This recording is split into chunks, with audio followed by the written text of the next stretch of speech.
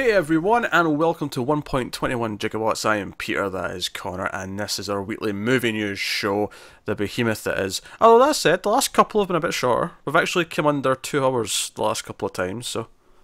Oh, nice change. Here's hoping, here's hoping. I didn't have to split it up in the audio feed either. Oh, really? Yeah, I know, it's rare, but here we are. So, what do we do on this show? We talk about the week's movie news. Obviously, we also talk about last weekend's box office. We make predictions for next weekend's box office, or I say this weekend's, because we record this right before the weekend, so it's kind of right before. Yes. We also talk about the week's trailers. In the middle of the show, we have a bunch of trailers we always talk about. At the end, we also talk about any movies that we have we've seen this week that weren't for review purposes, because obviously we watch a lot of stuff that we put reviews out of. There's no point in talking about those again, but anything else we happen to watch, we'll talk about. And we have like a comic book movie section, we have a horror movie news section, and we do all these things. So that's what we do. That's the show. Yeah, it's not bad. Well, I mean, you made your own mind up on that. I hear you were searching for a stock thing to just respond, because I sort of left it open for you. I was like, yeah, I should say something. I was like, I don't really want to, but I'll say something. And I was like, you know what? I don't really believe in what I just said. That's up for them to decide. So, as per usual, we will start with the box office for the last weekend. We're talking domestic, although I'll give you a couple of updates on some worldwide numbers. So we guessed that Ready Player One would be number one. That opened, of course, last weekend. I guessed 55 million, you guessed 50 million. We are, as always, going to stick to the 3-day weekend. Technically, some weekends they'll have a 4-day weekend, and they'll say, oh, because it's a holiday, we count 4 days. We're not counting that. We're always guessing for the same 3-day period, not D. 3D period. 3-day period. So I guess 55, you guess 50. The actual amount was 41.7 million. Of course, it was number one. I don't think that's not a surprise or anything. Yeah. Which is actually, sadly, Spielberg's biggest opening in 10 years. But still underwhelming. It's underwhelming to them. I'm curious. I don't know. It's underwhelming to me as a blockbuster of that scale, the way it's been marketed. I'd be underwhelmed with 40 million. Yeah, but clearly, I mean, I thought I was still sort of, not lowballing, but when I said 55, I thought, okay, that'll be like an acceptable but not a big hit. I didn't think it was going to be a big hit. No part of me felt like this is going to just nail it and people are going to go in droves. Something about it felt just a little bit off to actually hit that kind of zeitgeist level. Instead, it's like they were really trying to push it into the zeitgeist. Oh, this is pop culture, everything. This is everything. You go see, everyone cares about all this stuff. And it's funny, because I actually saw some other reviews talking about how it's in this weird place where it may not actually appeal to as many people as you think it does. Because the VR side of it and the video game part of it is very much for younger people, on the whole, right? Obviously, just in terms of demographics. But all the references are all for things from the 80s, which the younger people that maybe the rest of the movie appeals to doesn't. Aren't often getting much of, yeah. Yeah, so it's in this really weird middle ground where, sure, there's people like us who get the technology side of it and we understand that stuff, and we like 80s stuff because we grew up on it. So, I mean, I guess our age group's kind of the perfect sweet spot. We are the target audience. But it maybe alienates certain sections of the audience a little bit. No, that's fair. So, I don't know. I just still, thought 40 million doesn't sound particularly strong. For a movie of that type, I don't think it is. I think it's like a reasonable... It's okay, but yeah. Like I said, I think they were expecting more from it. I mean, there's no sequel to do, so it's not like you have to hope. Yes, there is. The author is writing Ready Player 2 at the minute. He's actively spoken about that, and that they're probably going to. That doesn't exist yet, though. Yeah, but it's in the. It's so. Half the sequels to movies don't exist by the time they're announced. It still exists. What I mean is, though, is it doesn't exist yet. There's no. You don't go this. Oh, I hope it makes enough so they can do the second one. That's not a feeling get into this, right? For like almost anyone. Okay. I get you. You're arguing on semantics. Not like I knew there was a book 2 coming, because I don't give a shit. Movie's mediocre. The book looks mediocre. I'm fine. Sorry, I'll give my quick thoughts here because I wasn't on the review. I think, based on what I've heard, I like the movie more than you, but probably not as much as Matt. I thought it was fun. I thought the book was better in a lot of ways. This did have a couple of things that changed that I liked more, but on the whole, the things it changed kind of weakened the world as a whole for me. Yeah, I mean, you can go see me and Matt's reviewing it on the channel, but I thought it was hollow, and it left me feeling kind of empty inside. That's fair. I had fun with it though. To sum it up, there's a point where it's just like armies of CG characters that I don't care about, and they look like a bad video game cutscene. And I get that that's kind of the point, but it still looks ugly. I don't care. Yeah. Anyway, so Ready Player One, did not like it very much. So yeah, by all means, make less than expected. I don't care if we get any more. Interestingly, there is news today about another book from him that's now in the works to be a movie, but not Ready Player 2, which I have not read. Does that mean the second is going to be like a co-op story? Is it going to be 2 players? Maybe, I don't know. I know a lot of people were surprised that there wasn't a post-credit scene teasing it, because obviously, like I said, he's already in the process of writing it. He was quite heavily involved with the production of the movie as well, so it kind of seemed like an obvious thing for him to go, "Hey, tease this thing." Yeah, I mean, I don't really care if they ever make it. Yeah, that's fair. Well, that's just kind of my stance on it. But yeah, just for curiosity's sake, though, what has it made worldwide? It has made 241 million worldwide. That's not bad. That's not terrible. It is notable though that 70% is international. That's quite telling. It's a low percentage for what they're going to want, but it's quite good overall. But domestically, that's disappointing. Yeah. So I mean, it'll still be enough to make that sequel just based on the worldwide numbers once it gets going. Because that's only a week, so that's a pretty good set. I think it probably was doing quite well in China. It sounds like it's sort of movie that would do well in China. It does. They love the tech. Oh yeah, it did well in China. Okay, nice. So number 2 was Tyler Perry's Acrimony at 17 million. So I have no idea what that is. It's a Tyler Perry movie. Yeah, I didn't even know it existed until you've just mentioned. This is literally the first I'm hearing about it. Yeah, that's news to me. Black Panther was number 3 with 11.4 million. That's on its 7th weekend. What's that worldwide now? 1,283,000,000. So that is doing that's pretty nice. Past what now? Like the other Avengers movie? That was 1.25, right? No, that's a 1.4. Okay. And Iron Man 3 is at 1.3 something, I think. So. Okay. So it's still 4th, I think, but yeah, it's not bad. Number 4 is I Can Only Imagine with 10.4 million. Number 5 is Pacific Rim Uprising, which is actually what the other one we guessed was. So clearly we're wrong because we're already at 10 million. Because I said 12 million, you said 13 million. The actual amount was 9.3. So I mean, I guess I get that point since I was closer. Yeah. Which is it's actually kind of funny how both this week. One of us gets a point because we were closer, but we were both equally kind of out. Yeah, we weren't really near, were we? I mean, I suppose 12 and 13 is not a million miles away from 9. It's not, but when you're in the smaller numbers, those mean much more, don't they? But curiously, that's at 235 million worldwide. That is at almost 80% international. It's at 78.7% international. That gross. That is a silly high amount compared to the domestic. I mean, I'm hoping international keeps it afloat enough to get another one because I really want another one. I concur. I also want another one. And then next up we had Sherlock Gnomes at 6 with 7 million. Number 7 was Tomb Raider with 4.9 million. And what's that? And that's its 3rd weekend. That has now made 255 million. And again, 79.2% of that's international. Man, domestic is having a bad year outside of Black Panther. Well, that was the thing. 2017 was like really down for box office, so maybe 2018 is continuing that trend. But yeah, apparently all these movies where the international audience might actually be keeping them alive for sequels, but domestically, no chance. So interesting. Number 8 is A Wrinkle in Time with 4.8 million. Number 9 is Love, Simon with 4.7 million, and then number 10 is Paul, Apostle of Christ with 3.4 million. So that's your top 10. Cool. That's them all. Yeah, we'll get on the news then. That's fine. We're not guessing for next week.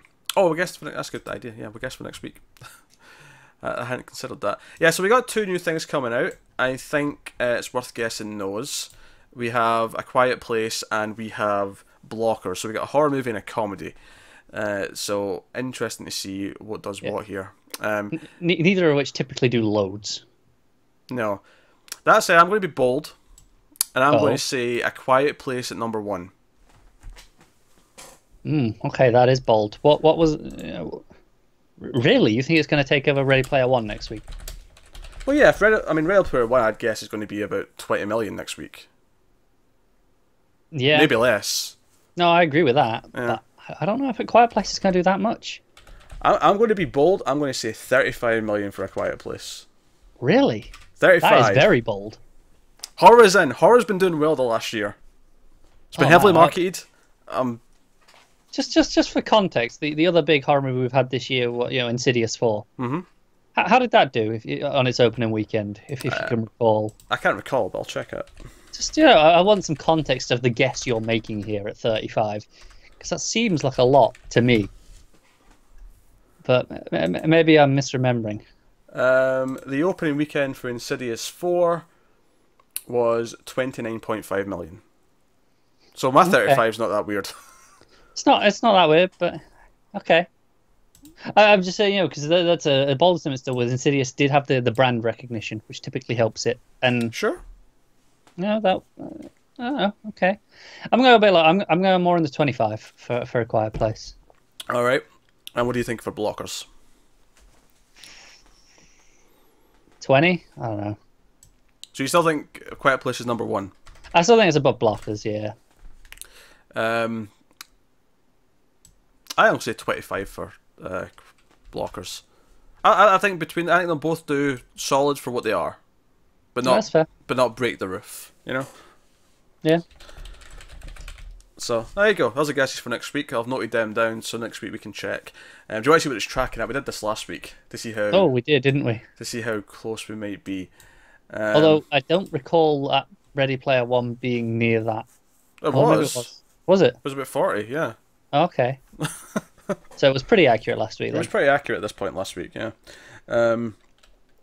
So what did I search last week? Projection tracking. Yeah. Weekend box. See, I can't have it queued up because then I'll see it before we guess. So I have to do it live. Yeah, of course. Can't cheat like that. That would be, defeating the whole point. Yeah. So weekend box office projections. April 6th to April 8th. Boxofficereport.com. That sounds like a Oh, yeah, that sounds legit. proper place. Oh, baby. Oh, I'll be so on the 34 million for A Quiet Place it's tracking at. Yes. I'm thinking I'll underperform a bit. Only has to underperform by four and a bit million. Yeah. Although we're both off for Blockers apparently if this is Why? true. What are they saying for that? 15.5 they've got that at. All right. Well, I'd win that one. So we're overshooting that a little bit. Sure, but I'm so close on A Quiet Place if this holds true that I win overall. It's fine. Wait, what? Is that the rules now? Well, yeah, if we both get a point for one being closer, but if one of them is almost accurate, like dead on, like that was a good guess, then I thought we just went with whoever took the number ones. I mean, technically in this scenario, you would win. Whoever took the number one spot. whatever rule lets me win in a given week is what we're using. So that I don't think there's a rule that can let you win this week. You were too far out with Ready Player One. no, you get it this week. That's fine. You can take it. Yeah. We should really keep a tally of who wins which week, shouldn't we? We should. We'll do it for a few weeks. So someone let us know who won what. Yeah, we'll you do the work for us. But yeah, so that's it. That Blockers at number 3. Ready Player One's tracking at 23.5, which isn't far off from what we said it might do. So yeah. So that's okay. All right. So with that said, though, we can actually finally get on to the actual news. Yeah, we can do actual stuff. Starting with the comic book movie news as per usual. First up, the DC Extended Universe movie news cycle. Oh, here we go again. It's just such a roller coaster. Things are happening, things are not happening. Someone's been hired, now they've left, so on and so forth, back and forth. We're doing a Flashpoint movie. No, we're not doing a Flashpoint. So the news this week. No, it's not going to be a Flashpoint movie. But no. And then the person corrected his statement. The writer. No. We're still doing a Flashpoint movie. It's not going to be called Flashpoint. So why not? I don't understand. Why not just call it Flashpoint? because this is what I call it, the Flash, probably. but just adapt Just Flashpoint. just give it a subtitle. That's for sequels. Ugh. You can do subtitles on the first movie. Aye, if you're pretentious. Really? Aye, like those stupid Hobbit movies. And Lord of the Rings. All with the subtitles. I don't think that's pretension. It's the assumption you get in another one. I mean, they were filming back to back. I know, that was the joke. Look, I say that knowingly. I'm just saying, when you're going to go pretentious, they are not the examples you go to, no matter what. Look, any excuse to make a dig at those boring, long-ass films, I will do.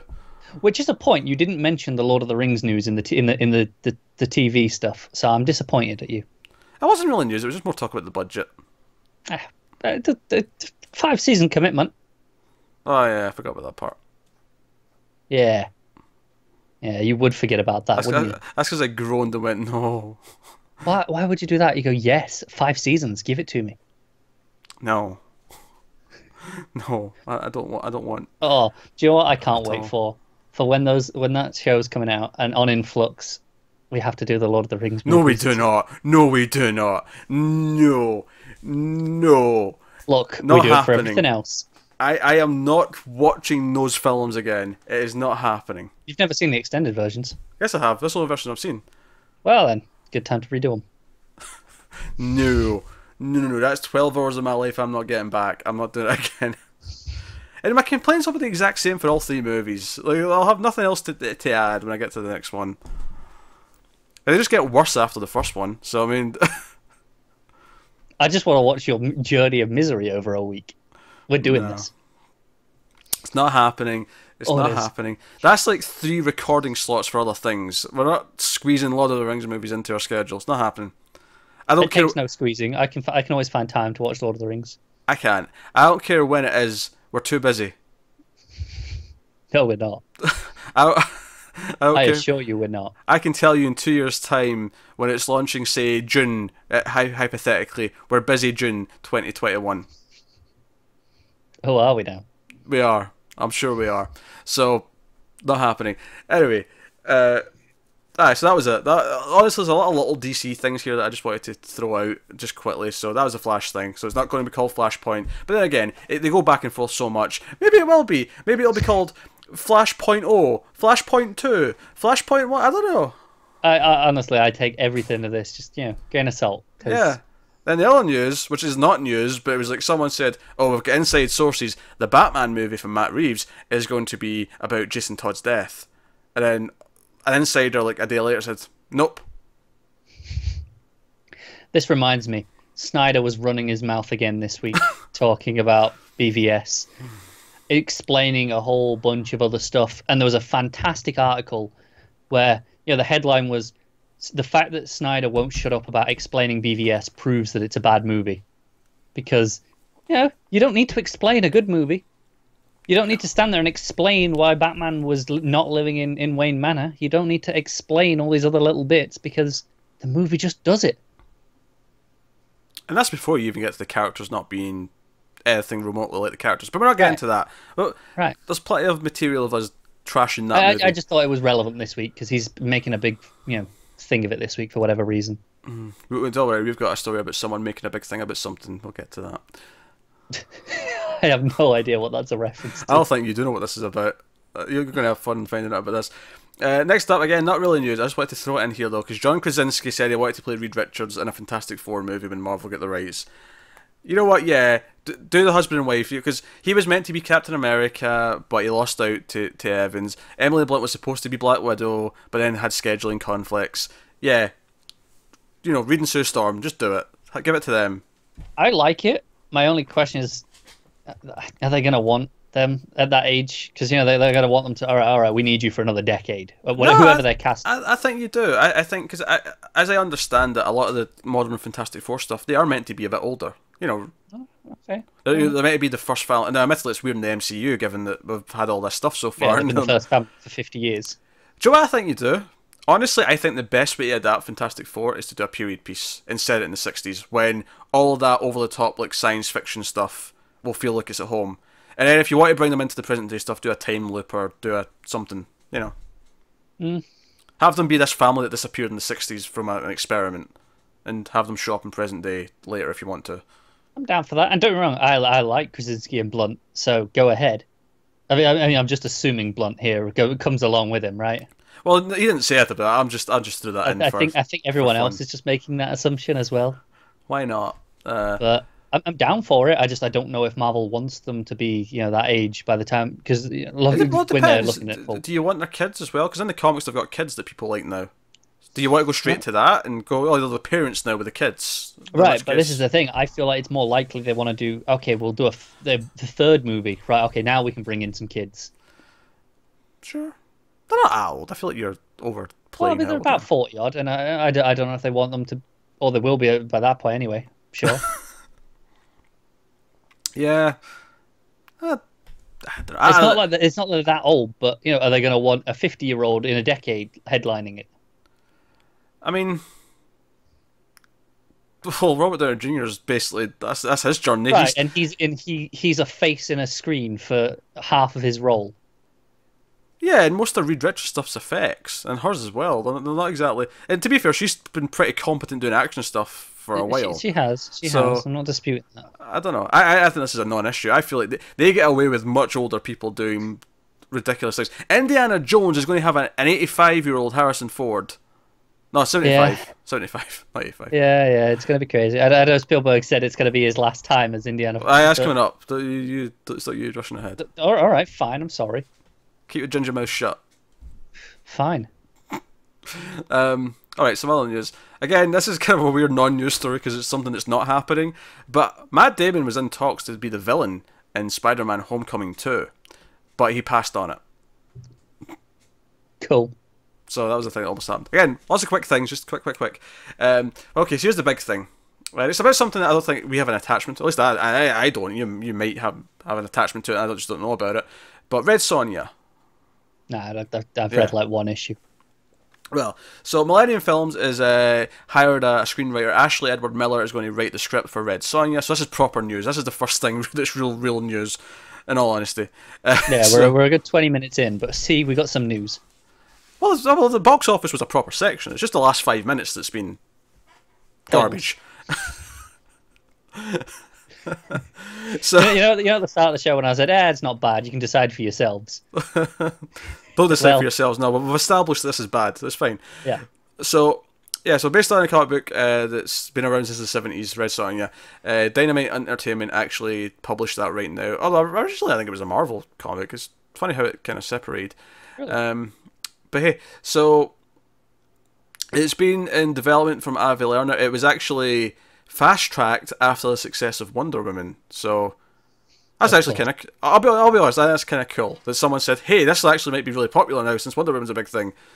It proved we can do this. I want to be cynical because I'm cynical whenever they fast-track something because something's successful and they're hitting on the hype. But, I can't be that cynical when it's something I want to see more of. Yeah, you can't. So, they didn't give me much of an explanation of who she was in this story, so I went to Wikipedia and got some other information just about the character in general, just to let everyone know who she is, I didn't really know much about her. I knew it was connected to Conan in some way, but I didn't really know much beyond that. So in the original story, and then they sort of redid the same story again before she became like an ongoing thing, back in the day, back in the 70s and 80s. Red Sonja lives with her family in a humble house in the western Hyrcanian. So I made that word, alright? Hyrcanian. When she was just 17, a group of mercenaries kills her family and burns down their house. Sonja attempts to defend herself but cannot lift her brother's sword. She is brutally raped by a leader of the group, answering her cry for revenge. The red goddess Skathach. I'll go with Skathach. That sounds better.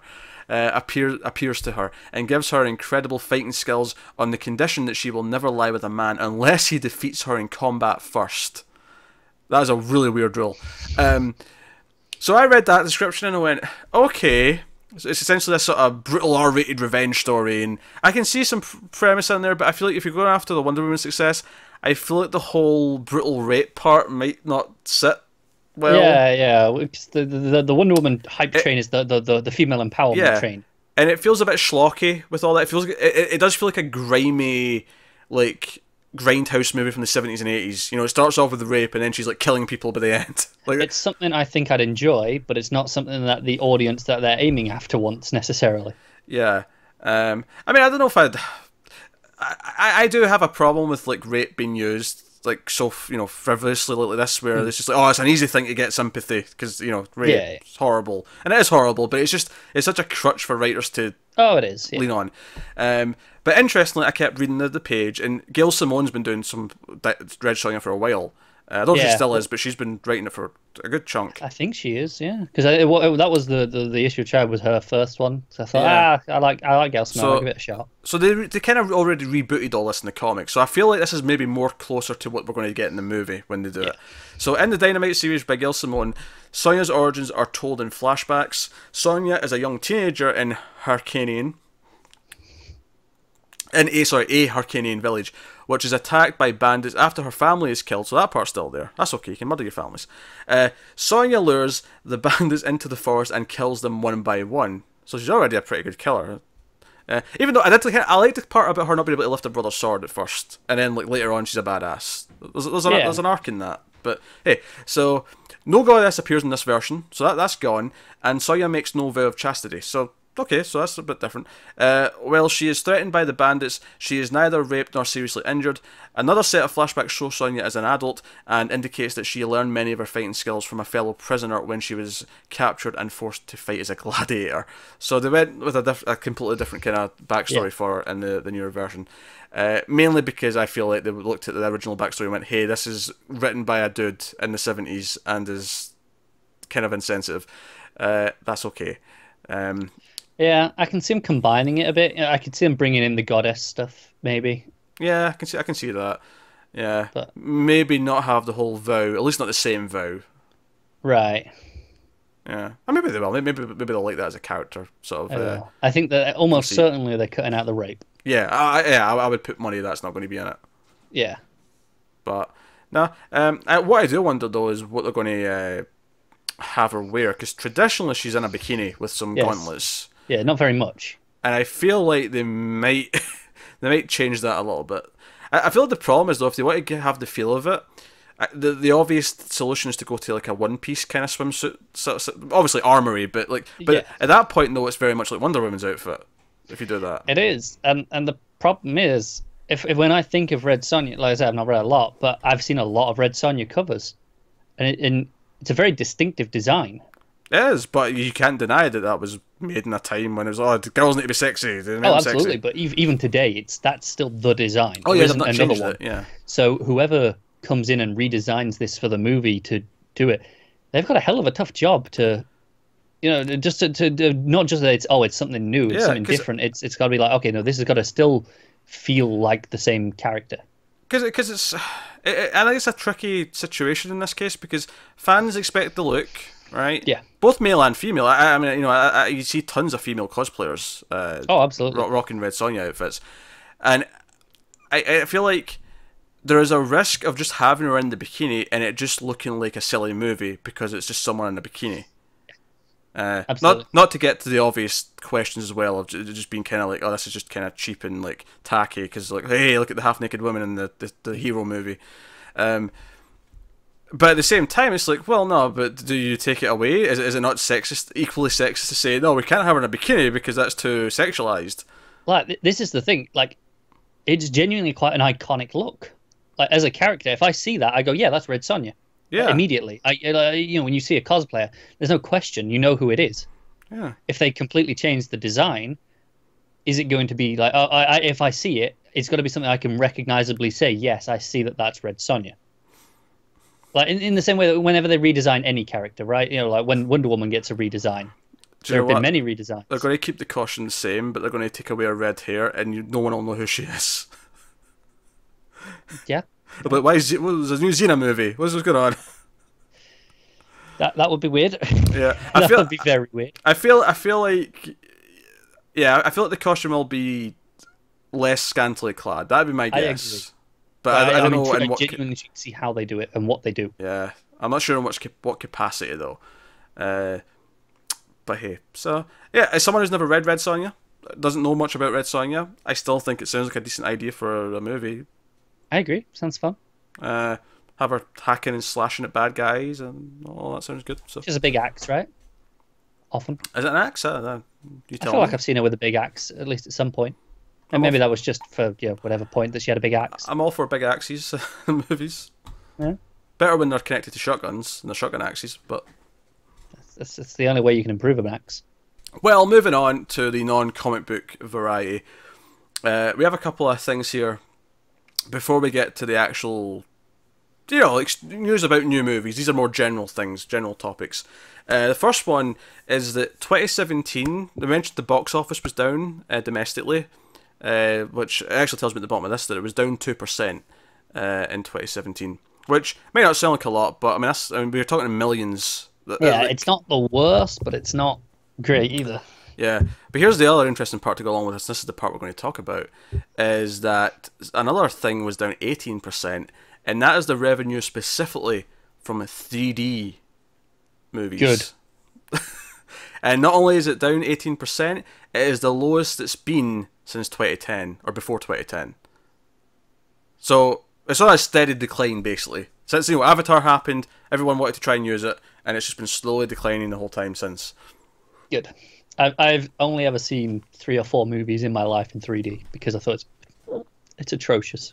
It's usually atrocious. I do not like it. I will always opt for the 2D showings, as is my preference. So yeah, it's despite what Cameron's trying to do with it, and I respect him for trying to do new things and be innovative. And Avatar is legitimately one of the better examples of 3D. It absolutely is. Yeah. But I still kind of think of it as a gimmick. I agree. Like I said, I saw Gravity in 3D. It's the best I've personally seen the 3D use, and I thought it was pretty good. As far as 3D goes, but I don't care. I think my problem is that you're still just tricking your eyes into seeing like multiple. Because to me, it's not 3D. It's more like having 3 layers, and you have like 3 cardboard cutouts essentially, and there's like distance between them. But it doesn't actually feel like if the arm's coming out like this, I don't feel the length as depth. I just see the hand as being sticking out. Does that make sense? You see the layers. Yeah, I see layers. I don't see like gradual depth. No, I'm with you. Yeah. And on top of that, I feel like I don't get a headache, but it kind of just distracts me after a while. Yeah, it doesn't bother me, but I'll tell you what does bother me: the fact that I don't wear glasses. So to me, wearing glasses feels uncomfortable because I'm not used to it. So I kind of find myself, like fidgeting with them and like moving them down, and then I see the blurry mess that's on the screen. Like, oh yeah, shit, glasses, and then the glasses actually make it darker, and I feel like the cinemas, they don't compensate for that. No, they don't make it any brighter compared to the 2D showings like they should. Yeah. I love the glasses problem, but well, no, I mean, imagine it's a different problem where you've got to wear the glasses over your glasses, right? Surprisingly, that's not a big deal. They're not. They made them just big enough that they just kind of nicely sit over your regular glasses, so it's not a huge deal. If you're used to wearing glasses, I feel like it's not a big deal having them on top of them. That's fair enough. I imagine it would be, but I will never voluntarily see it. The only times I will see 3D are when the show times are like, it's the only thing available. I'm like, all right, fine, I guess I'll see it because I want to see this movie. And then the only other time where I made the choice to do it, you're right. Yeah, okay, that's not that weird. Yeah. And the off chance I have to go and see a 3D movie, I always have your glasses at the ready. I've got some in a drawer somewhere just in case. But the only other time I did is when it was the Hobbit doing its 48 frames, and it was only with the 3D, and I wanted to experience that, so I took the gamble. 24 frames for life. I'm not opposed to 48, but I think the Hobbit was the wrong movie to do it with. Just made everything look fake, I hear. I didn't see it in 48 frames. But yeah, it was a bit weird. Yeah, interesting. I think higher frame rates are great for other things. Like, I think if you're doing like sports, I think a higher frame rate, you see like the ball, the puck, or the whatever moving around. Absolutely. Movies, there's an argument to keep it looking good. Because I was actually having this not debate, but I was having this thought this past week about how movies, on average, don't look as good as they used to. Obviously, I'm not saying all movies, but I think because we've switched from film to digital, and because we've switched to from practical to mostly CG, I think there's more movies now that just look kind of dull. I was thinking of, I love the first Avengers movie, right? I'm not dissing it. Like, I love that. I love how it's written. I love the action. I think it's, you know, a nice big, you know, culmination. But just visually, it's not that exciting. It's kind of, it looks like a TV show. The way it's lit, there's nothing exciting about it. And we did Predator a few weeks ago on Influx, and just think like how that's shot and how everything looked. It looked like a movie. I know what you mean. Right. Yeah. So I think that, you know, the change in effects and the change from, I feel like a lot of DPs haven't quite sussed how to light for digital yet, because obviously some look great. There's definitely examples of it looking fantastic. There is, yeah, but there is quite a lot that just don't look that exciting. I think it's interesting because obviously the whole like, you know, it's a technological advancement, right? That's why we switched to digital. Yeah, it's easier in a lot of ways to do it. Right, but it's the same with the frames. Like the reason we use 24 frames. Well, these days there is no reason other than it's just the expected style and, you know, the visual that we expect, because everything's digital. It was a case of, okay, on film, 24 frames is the minimum that we need to see it as a smooth image. That's going to be the cheapest, so that's what we're doing. So there's an argument for, okay, should we experiment with things now that it's not a technological restraint? But maybe it's fine. Maybe we don't have to. It's like, okay, we experimented, it didn't work. Yeah, it's just, our eyes are all trained that 24 frames is cinematic.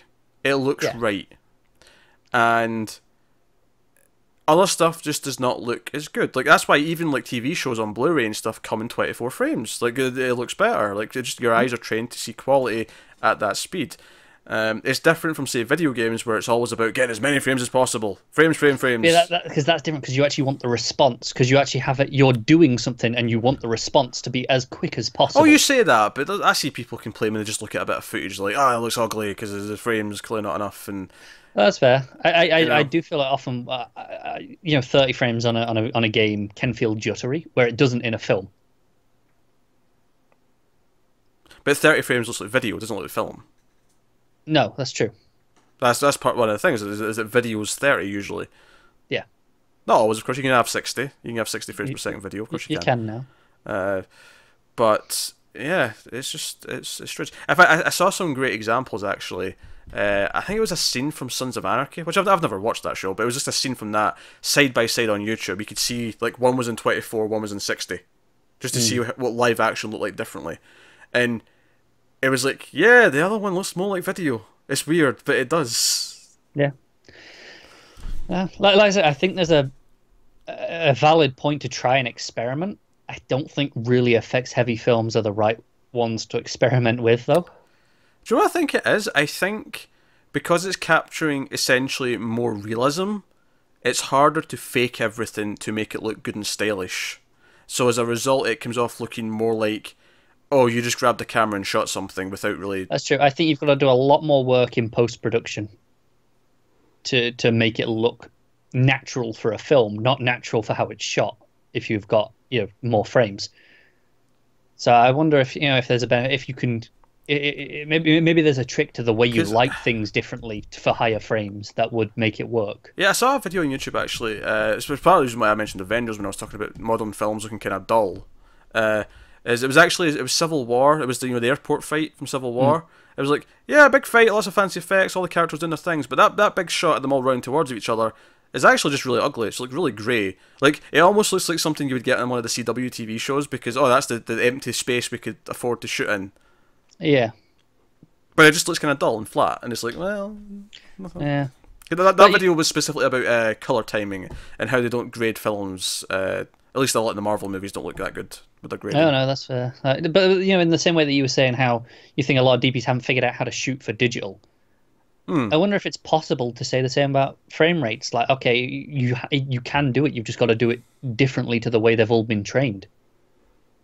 That's possible. I guess the argument then is it worth going through what I think would relatively be a long rough patch of like people try to figure it out just to achieve something that may not actually be worth the gain? No, I agree, and I don't have an answer to that because it might be worth it, but it might not. And I don't know. I'm all for experimentation. I'm all for people giving it a shot. Well, but- because first things first, if you're doing CG, you've got more than double the frames per second to animate Yes, and render. You're literally doubling the workload for some of the things that are happening. absolutely. If not more, if you're going to 60. Well, I'm thinking 48 because that's what they tried with The Hobbit. But Yeah, I was as well. you know, so yeah. I think they do 40 because it's an easy conversion just to double. Whereas if you go to 60, it's an odd number to round to. Yeah. So, yeah. So anyway, yeah. So 3D's not doing as well. Hopefully they start not using it. That'd be nice. Because I'm sick of like having to like dodge certain times because that's the 3D It's so shows. annoying when it takes up showings, isn't it? It's like, I don't want that one. Anyway, so we'll move on. So here's the other thing. So Uwe Boll's got an issue. Oh, Yeah, Uwe Boll isn't happy with Warner Brothers and New Line. go on. Because he made a Rampage trilogy. Right. A series of films. We've got Rampage came out in 2009, then he made a second one called Rampage Capital Punishment in 2016, and then the third one, Rampage President Town, in 2016. So, that... I mean, I never knew about the sequels, but the first one, which I've not seen, but as I understand it, honestly, it sounds like an awkward watch. I mean, not that I'm surprised with Uwe Boll, but it sounds like uncomfortable, though, on top of just being... Not just his usual terribleness. It's about someone doing a mass shooting, basically. It's about someone putting a suit of armor on and going out and like choosing where he's going to start shooting people. I think that's what the plot of that movie is, give or take. Hence the title Rampage, right? Makes sense. But regardless, he's made a trilogy and he's really upset because now this new movie's coming out called Rampage, this Hollywood movie, and as he claims, it is devaluing his brand because there's now this big movie called Rampage that we'll think of first. He's upset about it. It'll maybe stop him from making more of them, which because everyone's excited about that. I'm sorry. Does he not realise? No, he knows it's based on a video game. He knows it has nothing to do with the plot of what he did. He doesn't care. He said it'll shrink his brand and the money he can make from future Rampage movies. He also adds, it also confuses the audience. This sounds like a really shitty copyright claim from someone who doesn't understand copyright law. No. It's not a copyright claim. He knows it's not copyright. No, I know, but it sounds like all the arguments he's making are the copyright claim arguments. Right. He's just without actually filing it. So yeah, he's aware that it's not, and he goes on to a bit of a rant. You know, big players are making all the money. It's ruining indie films. He says Rampage looks like Jumanji 2, and his wording here. Typical feel-good popcorn bullshit movie. Yeah,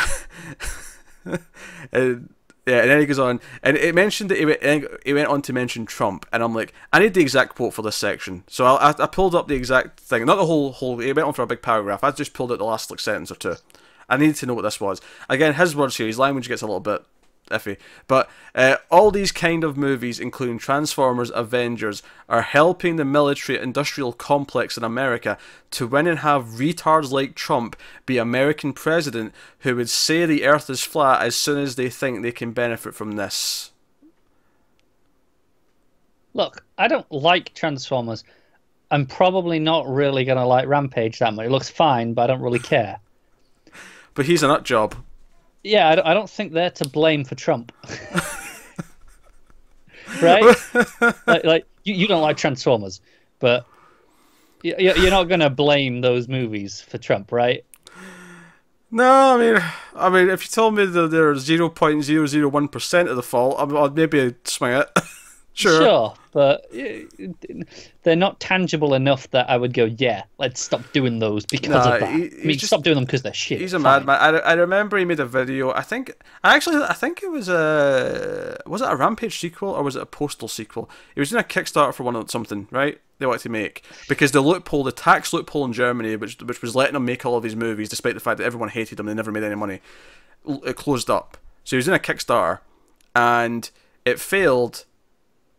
And he basically put out a video saying F you to everyone. F you to the audience. F you for not supporting this movie. This was an important movie. I want to do something with this. But F you, I guess I'll retire. And I apparently didn't, because this was a few years ago, and he's made a film in 2016. So yeah, and everyone went, good, piss off. oh my god, There wasn't the one recently where he claimed that someone had copied a poster from him? Oh yeah. Oh, what was that? What was the? I can't remember the movie from. I can't remember. It was a big movie. Though. It was a big mainstream movie, and he'd claimed that they copied the poster from something of his. Yeah, and it was like, well, no, it's just a generic poster stance. Boll, people, Boll. I don't. Oh god. Anyway, moving on. Naturally, Boll leads to Steven Spielberg. So who? That feels really unfair. I mean, look, I know he hasn't done a movie you like in quite a while, but come on. Like, I only did that because I saw his name was next, and I went, "I'll crack the joke." So, I hope Matt listens to this and punches you for that. So Spielberg announced this week that Colin Trevorrow is coming back to Jurassic World for the third one. So he's going to. So it's funny because I remember when Jurassic World came out, I actually went, you know what? There's a lot of weird parallels to The Force Awakens with this. The fact that they both came back all these years later, they're both kind of the new generation. It's people who grew up with it, who are fans of it, who are now taking over the reins of the franchise. They're not erasing the history; they're building on it. But it's it's a new set of characters, new story, like all these things. And I just think it's really funny that with Star Wars, J.J. Abrams didn't do 8, but he's coming back for the third one. He's coming back for 9, and Colin Trevorrow, wrote and helped develop the second one, but he's coming back to direct the third one. Yeah, it was the first thing I said when you posted this news in the Facebook. I was like, so he's the Abrams of this trilogy, and he really is. It's kind of weird, and it's all the more funny that Abrams replaced him on 9. Yeah. There's a lot of interwoven weirdness to this. As for the actual news of him, they're fine. I like the first one. Yeah, me too. I thought it was pretty good. And I assume I'll like Fallen Kingdom. I hope so anyway. And then hopefully I like the third one when it comes out in a couple of years. So. And the thing is, even if you don't really love the second one, the third one you go, well, I'm back to the guy who did the first one. I really like that one. So there's hope. That said, the first one actually is very divisive on the internet. There's a lot of people who hate that movie and think it's the worst one. I remember when it came out, and I was like, because I saw it, I was like, yeah, I enjoyed that. It was pretty good. It was a lot of fun. And then I saw the reaction. Yeah, I think it's easily better than 2 and 3. I don't think there's any competition, is there? I wouldn't say there is. It's not as good as the first one, don't get me wrong. Obviously. But, I mean, I actually quite enjoy 3 for the B movie that it is. I think 3's an enjoyable little adventure. Sure, but it's not a good movie, is it? I wouldn't say it's a bad movie, but yeah. It's not a bad movie, but it's not like, oh, this is a good movie you should watch. Sure. And arguably, World doesn't really necessarily fall into that either, but it's much closer to it. Yeah. I don't know. My love of this franchise, and I like Chris Pratt. I like the actors involved. I thought the kids were fine. Yeah, I really don't know where a lot of the music was good. I actually loved that they added a new main theme for Jurassic World, and I liked it just as much as the actual old stuff that they were using in the music. Yeah, although I do have a problem with what Giacchino did with the main theme. Actually, he kind of changed the harmony underneath, and it's really weird, and I don't like it. Okay. Sure. It's the melody's still there, but what's going on underneath is something else entirely, and it's not working for me. I was fine with it. It bothers me. I was fine with it. It really bothers me. I'm okay with it evolving a little bit as long as the main beats are there. So he's back for the third one. Nice and simple. Next up, very short thing here, but Rogue One: A Star Wars Story screenwriter Gary Whitta tweeted out some concept art and said, "Oh, this is something that me and so are working on soon. It's too early to say what it is, though." However, the concept art, some people, not me, I didn't. I mean, I've seen this movie, but I didn't recognize it. But people are like, "Wait a minute, that's ships from this movie." So the theory is, even though he's not said this and it's not been announced, that this is a reboot of The Last Starfighter. Yeah, I've not seen the movie, but I saw the articles. I went, cool. Last Starfighter is a movie that I wanted to see for a long time, and then when I did, I was kind of underwhelmed. Yeah, that's kind of why I've been putting it off. I like the sound of it. I like, it was made in the 80s, it's got the soundtrack, but the plot's actually not that exciting. Like, I felt like it was underdeveloped and didn't go, I felt like it's one of those movies where I couldn't believe I was in the third act. When it was in the third act, I was like, no. So what you're saying is it's prime for a reboot. Yeah. I mean, writer of Rogue One's not exactly thrilling me with confidence. I did see this week one of the other, one of the writers who came in later for Rogue One was talking a lot about the reshoots. Oh, aye. Oh, he was going, when he came in, it was an absolute mess. Not the movie in general, but the production. Like nothing to do with the script or just the production itself. They had no idea what they were doing. Like it was all over the place. And he was saying it was at a point where, because he was saying, he's not a fan of Star Wars. He never grew up with it, so he came in with a more objective viewpoint. And it was like, the whole point of this movie is about sacrifice, but there were people there trying to say, no, we can't sacrifice all of them. We got to have survivors. We got to have a happy ending. And he came in and just went, what are you talking about? This is just wrong. Yeah, that's stupid. Admittedly, I would have liked the movie to actually make me care about any of those characters before the ending, but I cared about some of them. So that's fine. My thoughts on Rogue One are well documented at this point. But I do think the idea that there were people involved going, no, we've got to have people who survive is absolutely baffling to me, given the whole point of that movie, right? Sorry, I'm having a... You're just having a conversation with a cat. I'm having a psychic conversation with Firefly here. It's like, yeah, she's like Rogue One, do you? No. Not that you've seen it. He watches a lot of movies at home with me. Obviously, didn't see things at the theatres with me. Oh, yeah. You never watched Rogue One at home, did you? That's it. No, so I watched that a second time. But no. That said, though, Cat, if I could take some cat boxes in with me, maybe I'd take you for a film. I'd hide them in the bag. Don't check your bag. What's the kitty price for a ticket? I don't know. Anyway, let's move on. So yeah. Oh yeah, just to mention, the artist on the concept art was Matt Alsop. So yeah, so that was that. So moving on. So back to Spielberg, actually. Indiana Jones, there's some talk, you kind of hinted at this earlier. So the 5th installment's coming up, he's shooting that next, it's all but confirmed. Harrison Ford's going to be back for it. But Spielberg did say this week that this will be Harrison Ford's last film as Indy. This is going to be the last time. That said, the interesting part here is not so much that Spielberg says it's going to continue, it's that he specifically says that he's going to do more. He says, however, Spielberg plans to make more Indiana Jones films without him. This will be Harrison Ford's last Indiana Jones movie, I am pretty sure, but it will certainly continue after that. And he even suggests that maybe we'll have a female lead role in future movies. Yeah, give us Indy. Indy's son didn't work out so well. Give us a daughter. Yeah, although I have to say, I don't think Spielberg quite gets how gender swapping names works. I don't know if you saw this comment. Oh yeah, it should be called Indiana Joan. I'm like, that's not how surnames work, Stephen. The surname's fine. The Jones is fine. It's the Indiana part that you have to. Yeah. You have to jettison. What are you doing? And even that's like you could probably swing it, right? Just Indiana, yeah. Indy. Yeah, you could probably make it short for something else, but if you really wanted. What else could Indy be short for? I don't know. What, India Mindy? For a start. Take off the M. Just. I don't know. I'm just saying it's his job to think of it, not mine. But that's what they'll call her. We call her Mindy Jones. but that's fine. But the point, it really shouldn't be Joan. Someone please stop him before he does that. Yeah, I'm going to make the guess here and say that was just an off-cuff joke, kind of. Yeah, Indiana Jones. But he deserves the shit for it anyway. Yeah, because Indiana's the part. Like the one that's always thrown around is James Bond becomes Jane Bond. Fine, that makes sense. Unless the argument is that her name's not even going to... Like, maybe she's not related, right? And it's just the Indiana part just to let us know it's Indiana Jones sequel. That's not her name. Right, but... So the thing is, even if you... Alright, let's just say it's a full-on reboot, right? Mm-hmm. But, female... You can still call it Indiana Jones and just... Indiana's a nickname. Yeah, sure, she's from Indiana, and she goes to New York and everyone calls her, hey, Indiana. Kind of like how Lois Lane calls Clark Smallville. There you go. Problem solved.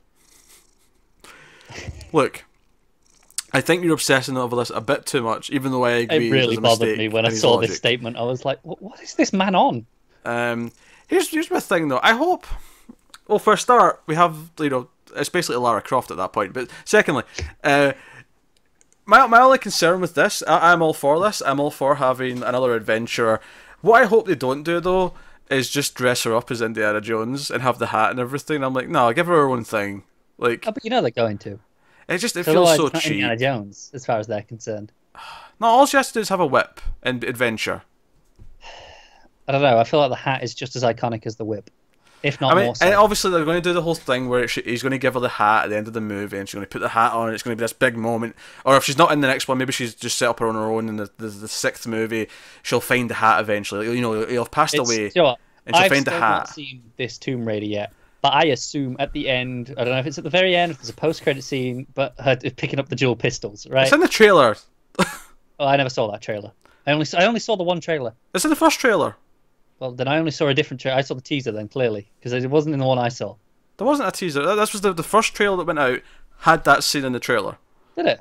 It did, because we all complained about it, because I remember saying, that's the end of the goddamn movie, they put that scene in the trailer.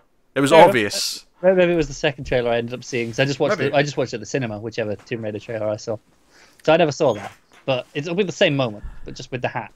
Aye. Actually, yeah, they'll have her without the hat all movie, and then she'll find it at the end, and she'll put it on, and it'll be... Exactly. And it'll, yeah. If that's the first time you get the music, though, then I riot. I'd be okay with it. See, if they're doing that moment where she doesn't get the hat... the whole point is she becomes Indiana Jones over the course of the movie. She becomes the successor, so you don't get the music till she actually becomes it at the end. Maybe not when the hat goes on, but in the final act, like the action sequence, when she becomes a hero. That's when it plays. But then again, they save it. Kind of like just Creed. do it Tomb Raider at this point. How Creed saved the Rocky theme until the boxing match, and it's right at the moment where he decides that no, I'm going to win this damn thing. And I won't spoil what he says, but he says something that's like this sort of touching sort of thing as why he's doing this, and then he's like, all right, do it, and then he's like, dun, dun, dun, dun, dun, dun, and you've not heard all movie, and it's just great. That's what they need to do. They need to save the theme until she becomes spiritually Indiana Jones. Okay. And that's when you hit it in. That's my thinking. As for actually having a female Indiana Jones, yeah, sure, go for it. I mean, other than the fact that Lara Croft exists, but, you know, fine, whatever. Hey, but, Lara Croft's bombing at the box office anyway, so... Not internationally, we've established. That'll be fine, domestically. We'll see how well the next Indiana Jones does after Crystal Skull. Let's not make any assumptions here. That's fair. That's fair. Let's not make any assumptions. With 75-year-old Harrison Ford running around. I can't wait to see just what this movie is. Because honestly, my biggest problem with 4 wasn't even necessarily some of the stupid stuff. It was just that he was entirely passive. The first 3 movies, he is the protagonist. He is making choices. He's chasing after things. In Crystal Skull, he's just like an old man reacting to things and then trying to get himself out of trouble. That said, have you heard the argument that the first movie, you can take Indiana out of it entirely and everything still happens exactly the same? I have heard that. I think that's kind of like a Big Trouble in Little China thing almost, though. Yeah. Almost. Not exactly, but it's a fair point. It is. I mean, the girl might not be saved, though. I guess she would be. Because they open the ark. I mean, she would die because she wouldn't know to close her eyes. Because he tells her to close her eyes, but that's about it. Everything else, I suppose, doesn't so really he matter. impacts one thing. I'd have to go back through it with a fine-tooth comb and kind of like chronicle it and Yeah. see what else is, because obviously there's a ripple effect. Like maybe him not doing something would lead to someone not being somewhere, or No, that's fair. admittedly it's a bit thin, but still. Yeah, well, I just want to mention that with you. He's making choices. He's doing it, making a difference. Which he well, it doesn't make a difference, but he's making the choices to do everything. He's trying to do things, as opposed to Crystal Skull, where he's just reacting to everyone else doing things. Yeah, it's a really boring movie. And that's what makes it really boring. I agree. So, well, that'll take us on to halftime trailers. Right in the middle of the show, we got trailers to talk about. That time already. Yeah, we got a nice mix of them this week. We'll start off with The First Purge, which is the 4th in the Purge franchise, a prequel to the first one, obviously, hence the title, The First Purge. I don't like the title. It's too descriptive, and it also sounds like you're talking about the first movie. Which Purge are you talking about? The first one? Yeah, so now you got Purge 1 and the first Purge. It's the same stupid thing with the Xbox One. Yeah. Pisses me off. Just call it the Xbox 3, it's fine. Just call this the Purge 4. It's fine. But regardless, so the idea is this is the first time the Purge ever happens, and we got the trailer here, and I think what strikes me about this is that it seems a little bit more serious and less schlocky, at least in the trailer, from the style it's going for. Fair enough. I've not seen any of them. Yeah, I know it's the vibe I was getting from it, and they're definitely. I mean, obviously, it's always been a bit of a satirical idea, especially in this one, where from the trailer it sounds like the government have only done this so they can go in and just kill people on this night that they want to take out and like solve lots of crime problems. Yeah, correct me if I'm wrong. Is this not the one they were doing all the marketing for with like the Trump hat and stuff like that? Yeah. Yeah, there's very little of that in the actual trailer. I was expecting more of it. Yeah, that's fair. But just based on what they've marketed to me already, I was like, was this the same one, or was that the last Purge movie that I'm just mistaking it for? No, I think obviously thematically, I think it'll tie in, but I think they just had a really good idea for a poster and they went with it. Probably. But it looks okay. Like the Purge movies aren't something I get super excited about. I think the first one's a bit of a missed opportunity. 2 and 3 are more enjoyable in a kind of escape from New York-esque kind of way. Right. This one, my hope for this one, because it feels like this one has less creepy horror stuff. Because I feel like all the other ones have like someone in masks and stuff because they want to be creepy. This one doesn't seem to be doing that. It almost looks more like an action movie. But my hope for this would be to make it feel different. If they're doing genuinely, this is the first time it happened, would be to show how kind of simpler and toned down it was in comparison, because people didn't necessarily realise or plan. Because all the other Purge movies, like, there's people who love this every year and they plan and they get all these weapons in and they prepare. They, like, I feel like this first one should be a bit more makeshift. More back to basics. Yeah. Yeah, no, I get it. There's still a lot of people in masks, so. Like, maybe just realising that they're what they can get away with and what they can do. Maybe, okay, they're told that everything's legal tonight, but, like, it's not until they actually take a swing at someone with a baseball bat with, nails in it that they think, oh. That's true. There still seems to be plenty of makeshift explosives, though. Yeah. So, I'm not excited, though. I mean, obviously, I'll see it, but I'm not. Yeah, I probably won't, given that I've not seen the others, but it looks fine. It looks on par with the others to me, at least from my perspective. They have a real actor in it, though. Marissa Tomei's in there. Yeah, they got one. She's the evil government lady who's, like, behind all this. So, that's the thing. I wonder how many purges they've had. I don't know if they ever mentioned that in the first one, like, which one we were on. I think they might have done.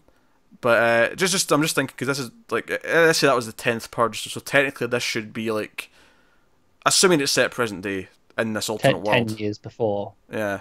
Yeah, I'm with you. So I'm just wondering if we watch this, like, if there's smartphones, there probably shouldn't be, but, whatever. Yeah, that's assuming that the other ones are set present day and not in the future. And right? again, maybe in the first one it says it's, like, 2025 or something like that. In which case, whatever. But. No, I'm with you. So that was the first purge. It's okay, nothing exciting, but not necessarily terrible either. Next up, we had a trailer for The Honor List, which is a teen movie about 4 friends, 4 teenage girlfriends. One of them dies of an illness, and she leaves behind like a sort of bucket list that she wants her friends to all do before graduation. So it's kind of a sort of bittersweet, feel-good teen comedy story. Yeah, looks okay. It didn't do much for me, this one. It didn't do much for me either. It'll kind of by the numbers. I see why it's being made, but it's one of those things where there's nothing about this that's hooking me on the concept. No, there was a bit right at the start where they're all taking a picture, and one of them's like, "Oh, look at us with this perfect ethnic sandwich." I'm like, no one says that. Like, it felt really unnatural to me. For a movie that, like, these sorts of movies should be really natural dialogue. But that felt really just no one says that. I would have let them away with it if they'd said we look like the cast of a CW show. I would have let them away with it if they said that. Oh, that's fair. But it looks fine. It's obviously it's a bunch of young actresses I don't know from anything else, so I have no. Yeah, they make a big deal about their names, like I should know them, but maybe they're all at Disney Channel stars or something like that. Sort of thing that we would have no basis for. It doesn't look bad for what it is, but it certainly doesn't look like anything that we'd ever want to check out. No, and I like a lot of these sorts of movies, but this one was doing nothing for me. Alright, we'll move on to speaking about something that does nothing for me. Johnny English Strikes Again. I cannot believe there is a third, I think it's the third, Johnny English movie. I never saw the second one. I saw the first one because, I like Mr. Bean growing up, Who didn't? So I'll check out this Johnny English. I thought it was mediocre even as a kid.